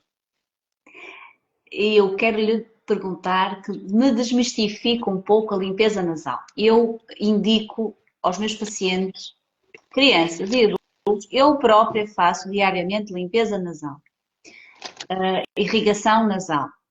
Fale-nos um pouco sobre isso, da importância da limpeza nasal diária. Então, a importância da limpeza nasal prende-se muito com todas estas questões, não é? Portanto, se o nariz tiver secreções, não é? E em idade pediátrica, as grandes causas são os vírus, não é? Claro que crianças que andam na creche estão muito mais sujeitas e estão em contacto maior ou mais direto com muito mais vírus, né? Porque a criança tosse, a outra espirra, as crianças estão muito próximas do chão, todos os vírus da tosse, do espirro vão para o chão, vem outra criança a seguir, põe a mão, leva a mão à boca, portanto a transmissão é muito maior e é das grandes ou das principais causas de secreções nasais nesta idade. Qual é que é a importância de lavarmos o nariz? É precisamente ajudarmos a criança a remover essas secreções. Porque um bebê ou uma criança com 2, 3 anos não consegue assoar-se com a mesma eficácia que nós adultos o fazemos. Portanto, aquela quantidade de ranho que se foi formando a mais vai ficar depositada no interior do nariz e, ao ficar lá depositada, como também está contaminada, vai inflamar todo o nariz. E o que é que acontece? O nosso nariz é super inteligente, não é? Há bocado falávamos que o nosso organismo está muito bem concebido e o nosso nariz também é muito inteligente, porque ele tem na sua constituição umas células, que é o tapete ciliar, tem uns pelinhos em cima, uns micropelos, não é? À entrada do nosso nariz nós vemos uns pelos grandes, mas depois todo o nosso nariz é revestido por uns micropelos, que são os cílios. E esses pelos, eles têm uma função muito importante, que é de remoção das secreções que o nosso nariz produz diariamente, até, ou seja, vai arrastando estes pelinhos, estes cílios vão fazendo este movimento e vão arrastando as secreções da entrada até à garganta para nós deglutirmos. Diariamente produzimos entre 1 a 2 litros de ranho. Portanto, é uma quantidade considerável, não é? E nós não assoamos essa quantidade toda. Portanto, 90% nós deglutimos, é um mecanismo fisiológico de expulsão das secreções do nosso organismo. Agora, quando o nariz está inflamado por uma constipação, uma rinite, qualquer fator que vá causar este aumento de secreções, se a criança não é capaz de assoar, estas secreções vão acumular. E se acumulam, elas fazem peso. E fazem peso em cima destes pelinhos. E quando fazem este peso, estes pelinhos ficam tão pesados que deixam de conseguir movimentar-se. E ao fazer isso, vão estagnar o ranho lá dentro. Este ranho vai infectando e vai inflamar e infectar ainda mais o nariz. Então há aqui um ciclo de produção de ranho. O que é que acontece na generalidade? Entra nos ouvidos, causa as otites, escorre para a garganta e pode inflamar laringe, faringe, amígdalas e o pior de todos, né, se assim pudermos chamar, pode penetrar nos pulmões e causar infecções respiratórias, bronquiolites, etc. Então a limpeza nasal é extremamente importante neste sentido. E esse vizinho, desculpe interrompê-la, também não deixa o nosso palato, o nosso céu da boca crescer. Exatamente. Portanto, o que é que vai acontecer? A criança vai respirar pela boca. Se for um bebê até aos 4, 5 meses, começa a apresentar sinais de dificuldade respiratória, porque não consegue de todo respirar, não é? Portanto, não respira pela boca para conseguir suprir aquela dificuldade de respiração nasal. E isto leva aqui a uma série de problemas e de complicações. Então, a lavagem nasal diária vai eliminar estes excessos de secreções, é muito boa como tratamento coadjuvante em inúmeras patologias nasocinusais, nas rinites, nas sinusites, nestas inflamações nasais, e vai ajudar também na prevenção, porque o nosso nariz filtra 24 sobre 24 horas o ar que nós inspiramos. E o ar que nós inspiramos no século e no mundo em que vivemos é cada vez mais intenso e mais poluído, não é? Ou vivemos em cidades muito secas e essa falta de umidade causa secura do nariz e dificuldade de filtrar o ar que nós inspiramos, ou vivemos em zonas muito úmidas e muito poluídas que também levam ao excesso de produção de secreções e que vão levando também aqui ao desenvolvimento destas inflamações nasais. Então, higienizarmos diariamente o nosso nariz com prevenção para ajudarmos o nariz a remover as partículas que foram inspiradas é importante. E nas situações em que a criança ou adulto efetivamente estão mais atacadas, também é importante para ajudar a desobstruir o nariz, a respirar melhor, a conseguir comer melhor, né? A conseguir dormir. Acho que é fácil entendermos que quando nós adultos estamos constipados e estamos a tentar comer e respirar pela boca, aquilo é cansativo, custa-nos muito mais comer e custa-nos dormir. Então eu faço muitas vezes esta analogia com os pais. Imaginem a vossa criança assim durante dias, meses ou anos, não é? O impacto que isto tem na criança. Se nós adultos, quando temos uma gripe ou quando estamos constipados, dormimos mal, a seguir acordamos, temos que ir trabalhar, estamos cansados, temos pouca tolerância ao chefe, ao trabalho, aos colegas, a criança que ainda não é capaz de gerir as emoções, ainda não é capaz de perceber porque é que está cansada ou porque é que está embirrenta, não é? Com birra, vai ter muito menos tolerância, não é? Então confundimos muito isso com mal educada, faz muitas birras, não é? Com uma criança que simplesmente está cansada porque o nariz não respira, porque está cheio de ranho, porque tem otites, porque tem uma série de problemas. Então a higiene nasal, neste sentido, é importante. É um tema às vezes ainda controverso entre alguns profissionais que defendem que a lavagem não deve ser feita, ou deve ser em casos muito específicos, ou se houver só muitas excreções. Mas felizmente há cada vez mais estudos científicos a comprovarem o seu benefício. Há estudos feitos inclusivamente com crianças e a comprovar que elas foram capazes de lavar o nariz, de aderir à lavagem e notaram uma melhoria gigante nos problemas respiratórios. E os brasileiros, eu acho sempre que eles estão um bocadinho muito mais à frente, para não dizer muito, não é? Estão mais à frente do que os europeus. Eles já desenvolveram, inclusivamente, um manual de instruções sobre lavagem nasal nos bebés, nas crianças e nos adultos. Portanto, há assim uma base científica, não é? Olha, às vezes. Tenho que pedir aos colegas do Brasil que me arranjem esse manual. Eu partilho consigo, que eu já o descobri. Já o descobriu? Partilho consigo e com quem quiser ter acesso ao manual. Ele está disponível na internet para quem quiser aceder, e acho importante as pessoas que nos ouvem verem para de facto perceberem que é importante. Agora, claro que temos que saber técnica, temos que saber quantidades de soro, temos que saber como é que vamos posicionar a nossa criança, o nosso bebê ou até nós adultos. Não é fazer às 3 pancadas, não é injetar o soro a grandes velocidades, não é pôr bebés deitados, não é? Portanto, há técnicas para e muito simples para se fazer a higiene nasal, mas é fantástico como uma higiene nasal bem feita diariamente previne tanta coisa, não é? Mesmo, por exemplo, nos asmáticos, não é? Crianças e adultos com asma, que sabemos que a asma anda muito a par com as inflamações nasais, com as rinites, com a rinite alérgica. Basta a rinite estar descompensada que a probabilidade de inflamação descer até ao pulmão e descompensar a asma é grande. Portanto, a lavagem nasal aqui torna-se muito importante, não é? Às vezes comparo o nariz a um filtro, não é? O ar-condicionado. Portanto, o nariz é o ar-condicionado do nosso organismo. Se nós não o limparmos com regularidade, ele deixa de funcionar bem, não é?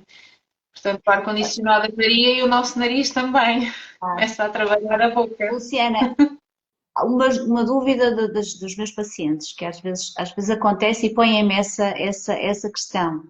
Às vezes têm dificuldade, sentem que numa narina o soro ou a água do mar que passa de um lado para o outro e na outra narina não passa. Não passa. O que fazer nestas situações? Aqui temos que tentar perceber que pode haver várias causas. Pode ter a ver com a técnica, pode ter a ver com a quantidade de soro utilizada, pode ter a ver com a posição, ou pode ter a ver com uma narina que está muito mais obstruída com a outra, ou no caso dos adultos, muitas vezes prende-se com os desvios do septo, ou com outras patologias, as conchas bolhosas, pólipos, etc. O que fazer nestas situações? Para já, primeiro, perceberem se a postura é mais correta, portanto, sempre numa posição vertical e inclinados para a frente. Depois, perceber a quantidade de soro, não é? Portanto, se for um adulto, nunca deveremos usar uma seringa inferior a 50, porque precisamos, reparem que o nariz, ele vem desde a ponta até cá atrás ao ouvido, e às vezes uso aqui o meu manequim para mostrar isto às pessoas, não é? Temos muita ideia que o nariz é só esta zona exterior, mas ela é muito mais do que isso, vem até cá atrás ao nosso ouvido. Portanto, o nariz de um adulto nunca pode usar uma seringa de 20, o soro quase não chega a passar pelo lado oposto, não é? Portanto, precisamos de um volume de soro bastante superior. Eles dizem que a dose engarrafa, o Rinoduz, exatamente.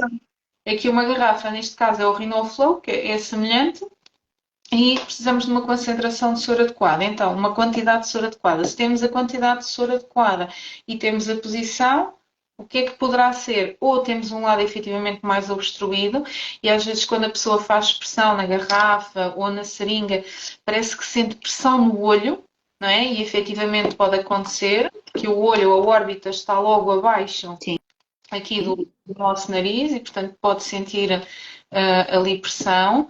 Não forçar esse lado e lavar só o nariz pela narina, que permite a passagem do soro. Usar soro morno pode ajudar bastante, porque o soro morno vai descolar mais aquelas secreções mais espessas, torna a lavagem também muito mais apetecível, mais confortável. E massajar, portanto, fazer massagens no nosso rosto e nos nossos seios perinasais, os buracos que nós temos aqui nos seios maxilares, na região frontal, para ajudar na drenagem destas secreções. Portanto, geralmente a massagem que eu recomendo é uma massagem de abertura dos seios perinasais. E conduzir para os gânglios linfáticos, não é? Aqui, conduzir para fora primeiro para tentarmos abrir, e depois o inverso, no sentido de, até podem ser vibrações ou movimentos circulares, não é? Para descolar e fazermos sair pelas narinas. Pronto.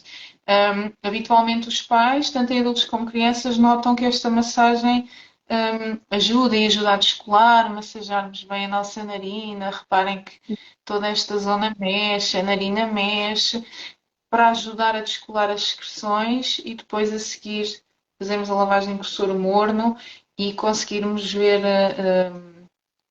melhorias. Portanto, podem ser truques.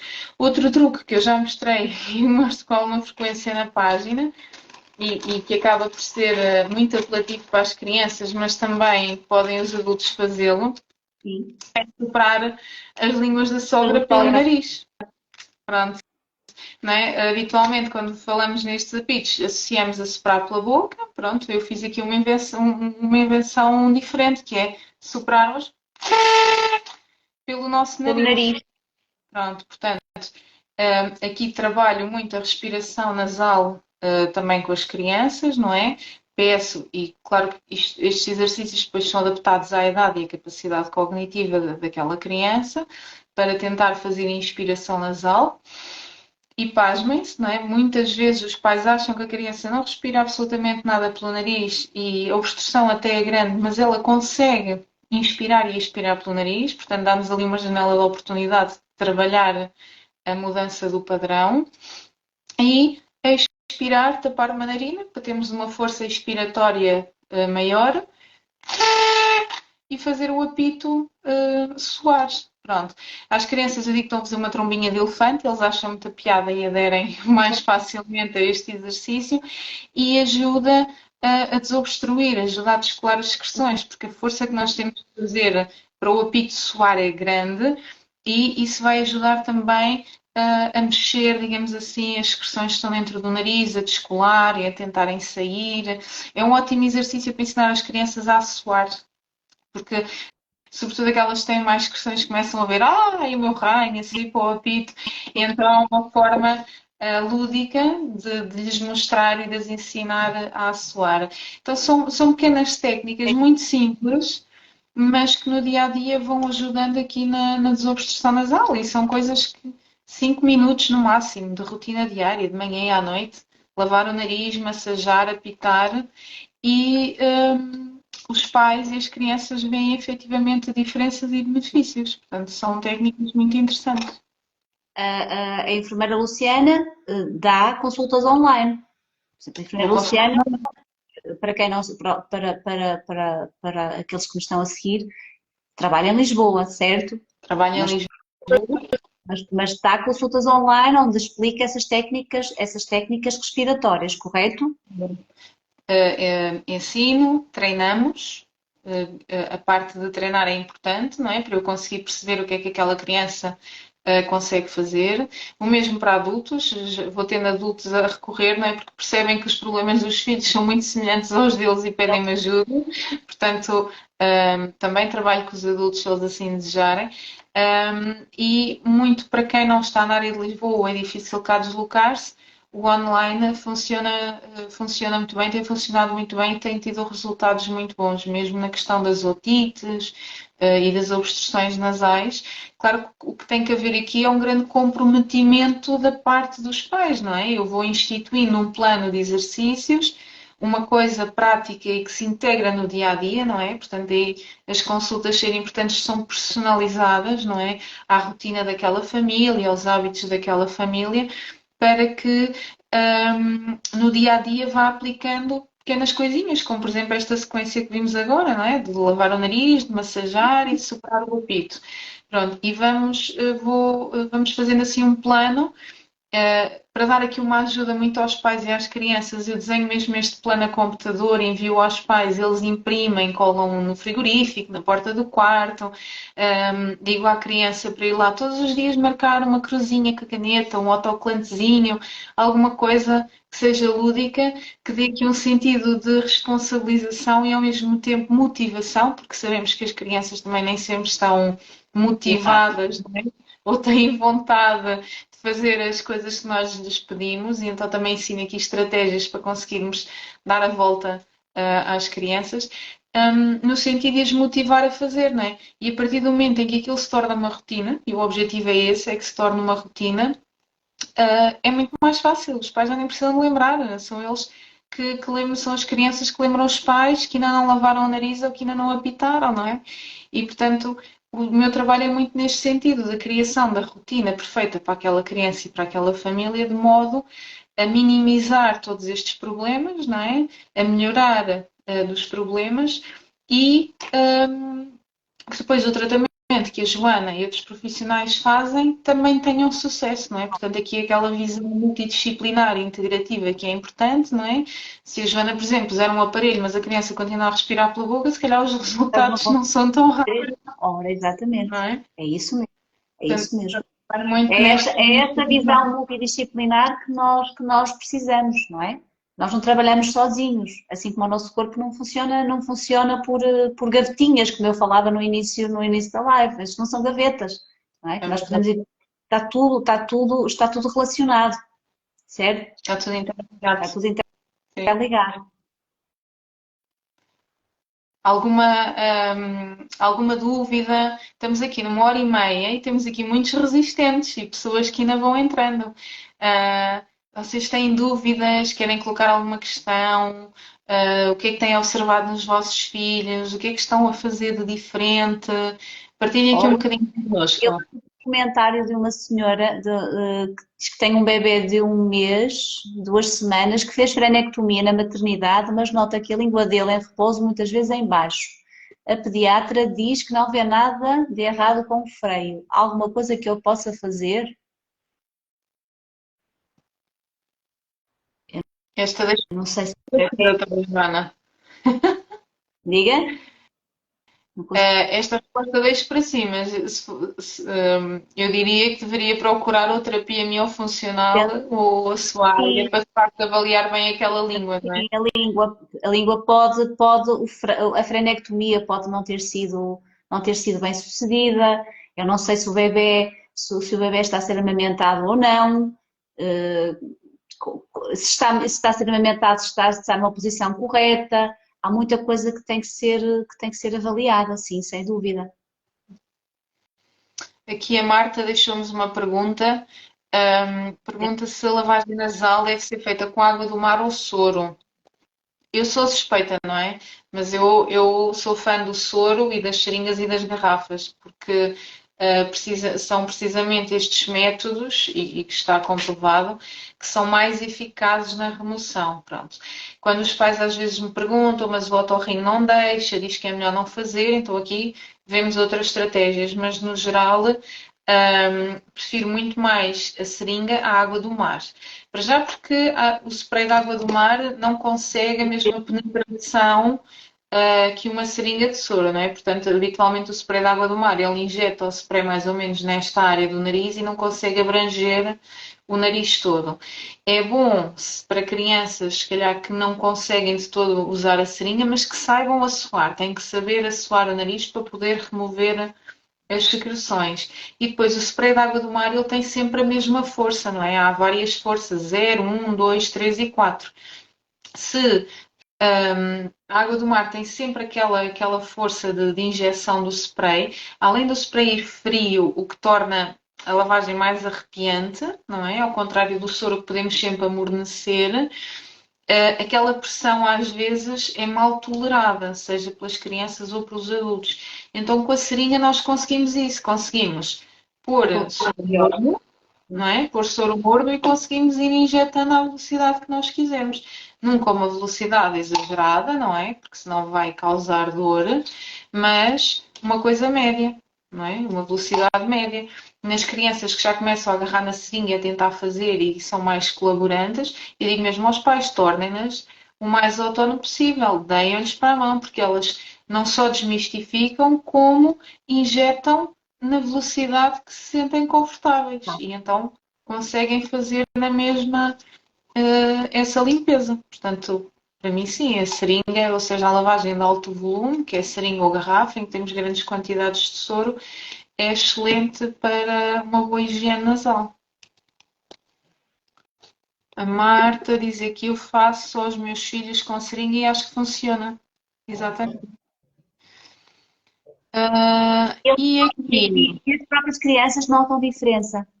Eu tenho muitos meninos já a fazerem sozinhos e as crianças notam, eles próprios notam diferença.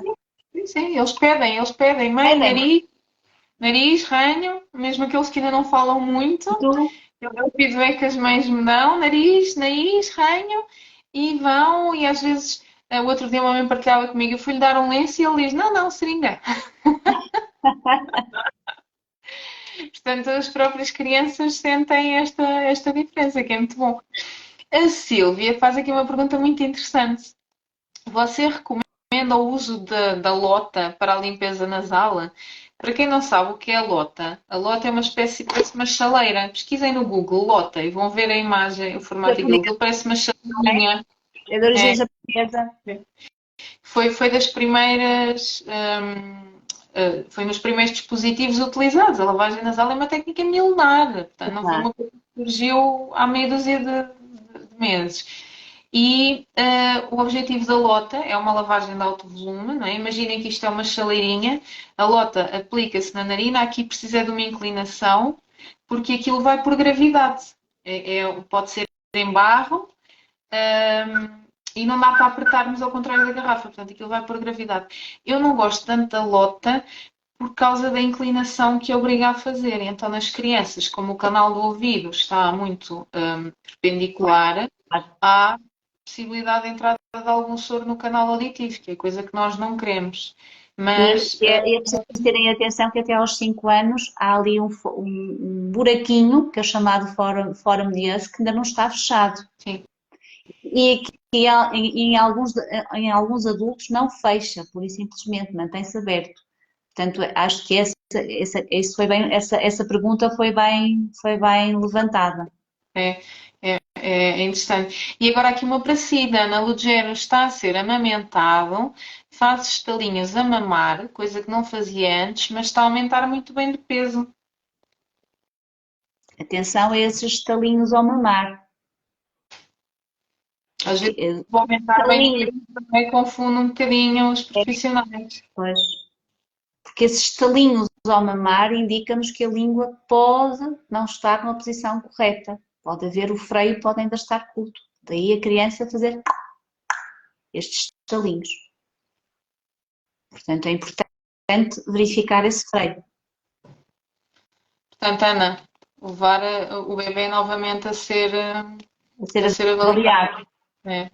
A Márcia diz que gostaria que a minha filha fosse vista pela sua especialidade. Sou do Porto, pode-me indicar onde devo ir? Esta é para si. Acho que eu. Acho que essa é para mim. Pode ir a Barcelos, Márcia. Também não está muito longe, não é, doutora Joana? É de Barcelos. Sim, estamos a 40 km, 45 km do Porto. Dá consultas em Barcelos. Dou consultas em Barcelos. Agora, eu estou aqui a pensar colegas que estejam no Porto. Eu conheço mais depressa colegas em Lisboa de colegas no Porto a fazer ortopedia. Desculpem-me, mas de momento não me está a ocorrer ninguém. Na região do Porto tem a doutora Joana Costa. Sim, tem a doutora Joana Costa, mesmo na zona do Porto. E agora está-me a ocorrer mais alguém. De repente, agora a doutora Inês Guerra Pereira também. Também, é verdade. Também, agora me lembrei dela. Do Porto. Está em Matosinhos, se não me engano. E a doutora Joana, se não estou em erro, está mesmo na zona do Porto. Ela tem ali 2 áreas, também ali naquela zona. É só uma questão de procurarem aqui no Instagram. E em Viana do Castelo, pergunta a Marta. Esta já não sei. Eu também não sei mesmo. Não sei mesmo. Marta, experimente procurar no Google ortopedia funcional dos maxilares Viana do Castelo e ver o que pode surgir. Sim. E mais dúvidas? Contem-nos. Estamos em 1h37. Vocês ainda estão cá e nós as duas estamos aqui porque vocês estão cá. Senão já tínhamos desligado. Portanto, agradeço imenso a vossa atenção e o facto de ainda estarem aqui connosco. É porque o tema está a ser, digo eu, realmente interessante, não é? Portanto, se tiverem questões, coloquem. A Sílvia pergunta como controlar a pressão da seringa. Pronto, aqui a questão da pressão da seringa é difícil nós termos um padrão certo, não é? O que eu digo aos pais é, façam aqui contem até 3. 1, 2, 3. Para dar aqui uma pressão, mais ou menos, uma mnemónica, não é? De como é que devem injetar o soro. Aqui a pressão tem muito a ver, vocês vão ganhando tato, não é? Vão ganhando mão à medida que vão praticando. Portanto, para dar assim uma visão inicial, 1, 2, 3, está bem? Não demasiado lento, porque muito lento deixa de fazer a pressão necessária para o soro passar para o lado inverso, mas se for extremamente rápido vai magoar. Então em crianças pequeninas, às vezes a seringa e o adaptador saem do sítio e vai soro para todo lado, está bem? No caso das seringas, eu recomendo que usem sempre um adaptador de seringa. Ok? Este aqui é fabricado em Portugal, está certificado pelo Infarmed e pode ser utilizado desde o nascimento, por não ser invasivo. Há outros adaptadores que a pontinha é mais invasiva, entra no interior da narina, e esses só devem ser usados a partir dos 4 meses. Portanto, estes são os mais indicados desde os 0 meses e dá para qualquer idade. Acho que a Marta ainda vai visitá-la, diz que Barcelos é perto, portanto. Ana pergunta quem seria o especialista adequado para marcar e ver a questão do freio. Isso, um odontopediatra. Um odontopediatra, um ortopedista funcional dos maxilares. Ou um médico dentista generalista que tenha esse conhecimento. Mas normalmente os odontopediatras e os ortopedistas funcionais estão preparados tecnicamente para isso. E até alguns terapeutas da fala estão preparados para perceber quando há um problema no freio. Mais questões?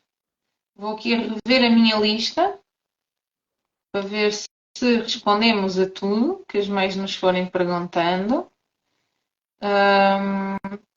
E acho que sim. Se calhar só esclarecer talvez aqui um bocadinho mais a questão das otites.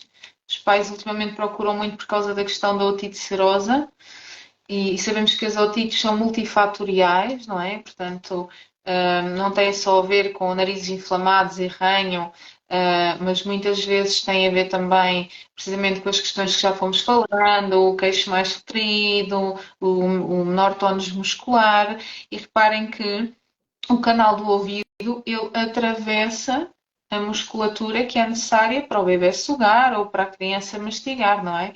E se esta musculatura tiver não funcionante, não é? Não for funcional ou tiver pouco desenvolvida, quando se mastiga ou quando se suga, o canal do ouvido está estagnado, ou seja, quando nós mastigamos, o nosso canal do ouvido ele abre e fecha com estes movimentos mastigatórios. Se não houver uma boa mastigação, a otite mantém-se, não é?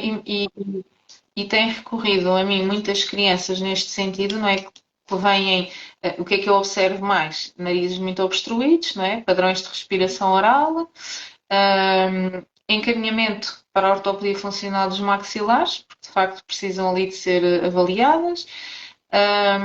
Muitas vêm do otorrino, já foram operadas, o otorrino já não sabe muito bem o que é que há de fazer, quer reoperar,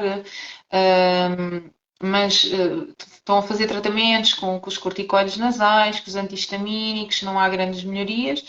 E quando eu vou tentar ajudar aquela criança, percebo que há ali um padrão de respiração oral muito marcado e, portanto, há aqui pode-se dizer que há aqui esta correlação entre a permanência daquela otite, sobretudo a otite serosa, que é a presença de líquido no ouvido, e o padrão de respiração oral, não é? Portanto, tem que haver aqui um trabalho de equipa no sentido de haver esta correção, não é? Para ajudarmos aquela criança a recuperar. E claro que se a criança tem uma otite serosa, significa líquido dentro do ouvido, a audição está diminuída. E se a audição está diminuída, vai haver dificuldades na linguagem, não é? E se juntarmos a audição diminuída a um padrão de respiração oral, temos crianças, não é? Se calhar aos 5 e 6 anos com dificuldade em proferir algumas sílabas, alguns sons, não é? E a falar, como se costuma dizer, a fepinha de massa.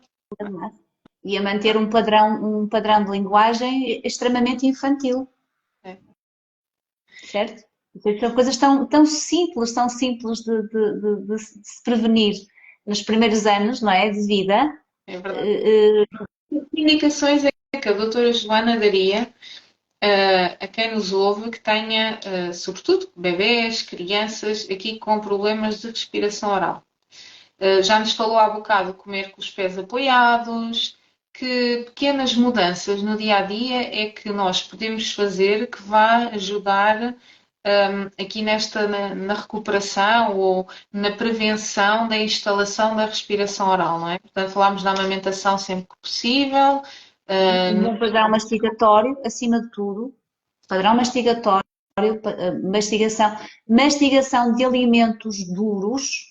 Cada vez mais a nossa alimentação é mais processada, mais, como eu costumo dizer, desembalem menos e descasquem mais, certo? Não só por uma questão nutricional, mas por uma questão de estímulo muscular. É preferível, muito preferível, uma criança comer uma peça de fruta do que comer beber aqueles sumos não é? Aquelas polpas de fruta que não são mais do que açúcar.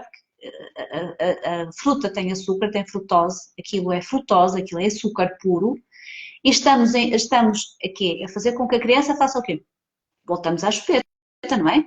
Está a sugar Está a sugar, em vez de mastigar, vez certo? Portanto, alimentos duros, fibrosos, fruta, cenouras, tudo o que puder e o mais cedo possível. Mesmo nas crianças, assim que possam começar a alimentação complementar, não tenham medo. As crianças têm, ao primeiro dente, têm que começar a mastigar. Eu sei que isto pode assustar, eu sei que os pais têm muito medo, mas é importante esse estímulo. É a primeira coisa, estímulo muscular. A limpeza nasal, que nós já falamos tanto, instituir a limpeza nasal, a meu ver.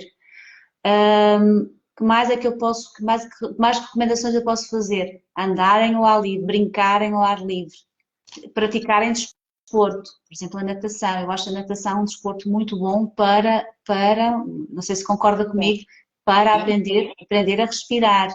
Férias, quando fizerem férias, como dizia um otorrino que foi meu professor na minha formação da área do sono, levem as crianças para a praia, da esplanada para a areia, da areia para o mar. Agora estamos no fim do verão, mas as férias de verão na praia é dentro da água. E são essas as minhas recomendações, as minhas recomendações principais. Mastigação, limpeza nasal, exercício físico e brincarem um pouco mais ao ar livre. Eu acho que as nossas crianças, ainda hoje eu falava nisso com uma mãe, as nossas crianças estão muito sobrecarregadas, estão muitas horas na escola, passam de uma atividade para a outra e não têm tempo para ser crianças. Acima de tudo, deixar as crianças terem tempo de serem crianças. E nós adultos também sossegarmos um pouco. Eu acho que tudo isso influencia e vai nos melhorar o nosso padrão, até o nosso padrão respiratório. Não é? Porque nós estamos tão ansiosos que respiramos por onde? Nossa parte superior do pulmão, nós só usamos, estamos sempre assim, certo? Nós não usamos a parte inferior dos nossos pulmões. Aprender respiração diafragmática, que é uma técnica de respiração que também ensina crianças mais velhas e adultos, aprender a utilizar o diafragma, o principal músculo da respiração, chamada respirar para a barriga. Eu até aqui tenho ensinado agora vou passá-los para si. Reparem que os bebés, quando nascem a respirar para a barriga, não é? Isto o termo vulgar, não é? O termo vulgar, respirar para a barriga. Respira como? É a barriguinha que sobe e desce. E nós perdemos isso. Perdemos isso. E esse padrão de respiração, conseguimos treinar mais o nosso músculo diafragma, que é o músculo que ajuda a abrir as costelas e os pulmões para entrar ar, que impulsiona a saída do ar para nós expirarmos, é importante, porque diminui a nossa frequência respiratória, diminui a necessidade de respirarmos pela boca, fortalece os músculos, é excelente para situações de ansiedade e crises de asma, para acalmarmos aquela respiração superficial. Portanto, tem uma série E o oxigênio que chega mais ao nosso cérebro. Sim, sem dúvida. Ajuda a dormir melhor. É uma técnica de respiração maravilhosa para conseguirmos relaxar e adormecer. Muitas vezes, se calhar, nem precisávamos tomar um Victan ou qualquer coisa, bastava fazermos 10, 20 respirações abdominais antes de dormir. Relaxamos, a nossa frequência respiratória relaxa, é mais profunda, dá uma sensação de descanso ao nosso corpo, de relaxamento. São técnicas utilizadas muito, por exemplo, em doentes psiquiátricos, precisamente para acalmar estes estados de ansiedade. Portanto, são pequenas técnicas de respiração no dia a dia que, se nós formos interiorizando, enquanto estamos ao computador a trabalhar, enquanto estamos no carro a conduzir, podemos ir treinando.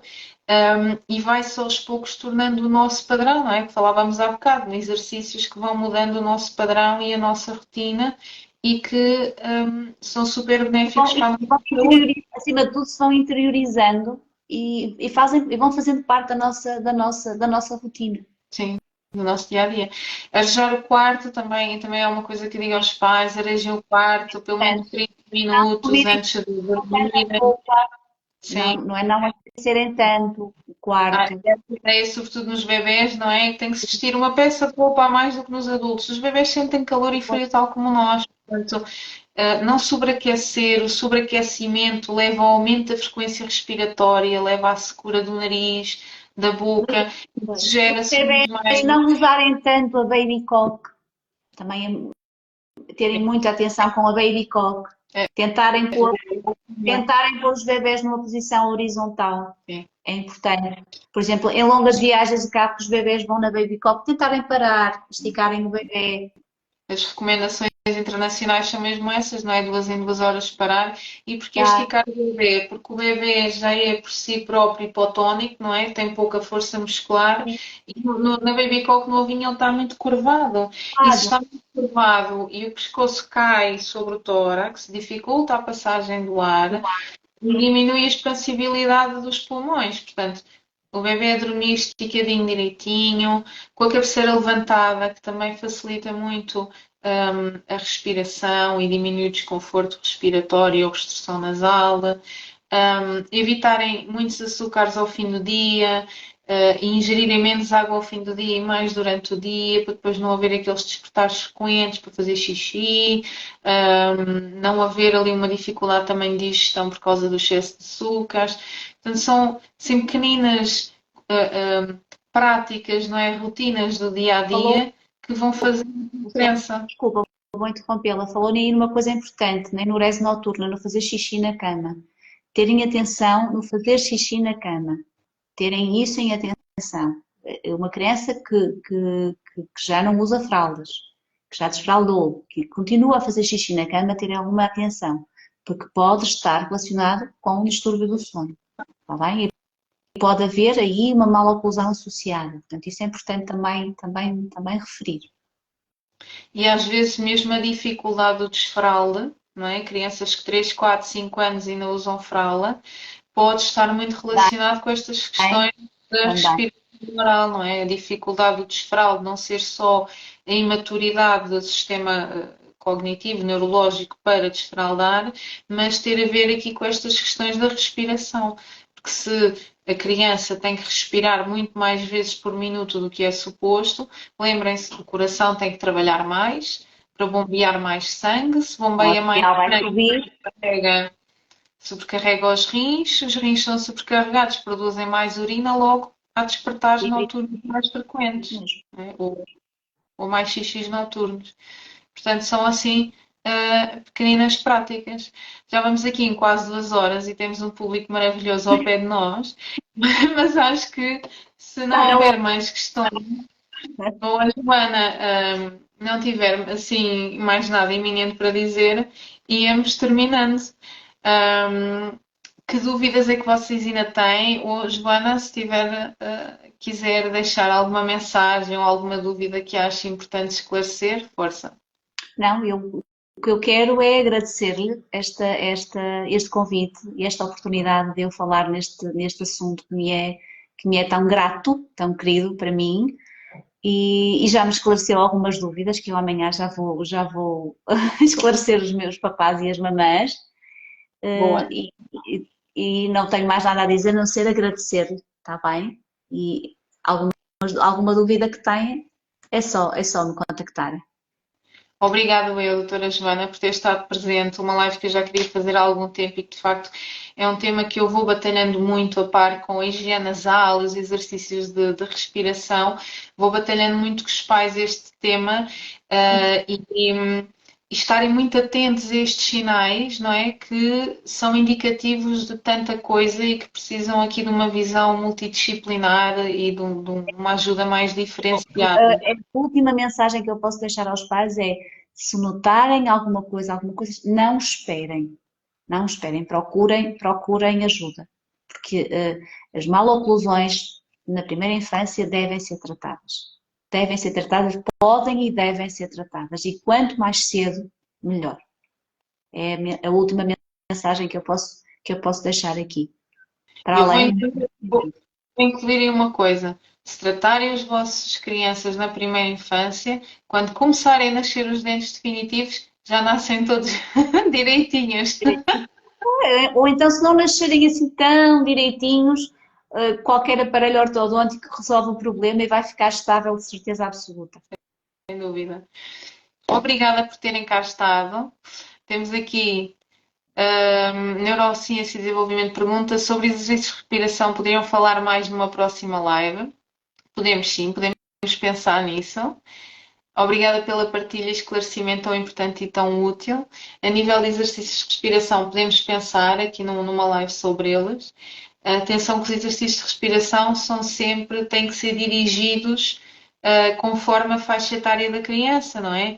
Se eu quiser que uma criança faça uma inspiração mais profunda, tenho que trabalhar com ela, se calhar, por exemplo, utilizar um catavento. E aqui eu digo muitas vezes já à criança, onde é que está a tua força? Vamos buscar a tua força para pôr isto a funcionar. E a criança começa a perceber que tem que inspirar fundo para conseguir fazer a ventoinha rodar. Portanto, aqui os exercícios têm que ser sempre adaptados àquela criança ou àquele adulto, né? À capacidade cognitiva. Mas podemos pensar nisso. Se tiver alguma dúvida, também entre em contacto connosco e podemos falar aqui por mensagem privada. Obrigada a todos por terem partilhado por terem participado nesta live, que queria muito trazer aqui este tema para vos esclarecer e para cada vez mais consigam estar atentos a estes sinais, estes pormenores. Parecem pormenores, mas fazem toda a diferença na vida depois das crianças. Muito obrigada, doutora Joana, por ter estado aqui à conversa connosco, o meu público, o seu, e a esclarecer aqui as pessoas. Portanto, este tema é realmente muito, muito importante e tem um impacto muito grande. Qualquer dúvida, questão que tenham, não hesitem, mandem mensagem à doutora Joana, podem mandar mensagem, vamos conversar. Eu estou disponível para responder às dúvidas que tenham. E temas que vocês queiram ver debatidos, mandem-nos as sugestões e a doutora Joana pensamos aqui noutra live sobre essas questões. Sem dúvida. Estamos aqui para isso, não é, enfermeira Luciana? Vamos cá ajudar. Um beijinho muito grande a todos e em especial Sim, também. Um beijo. Beijinhos. Boa noite. Boa noite. Obrigada. Boa noite. Obrigada.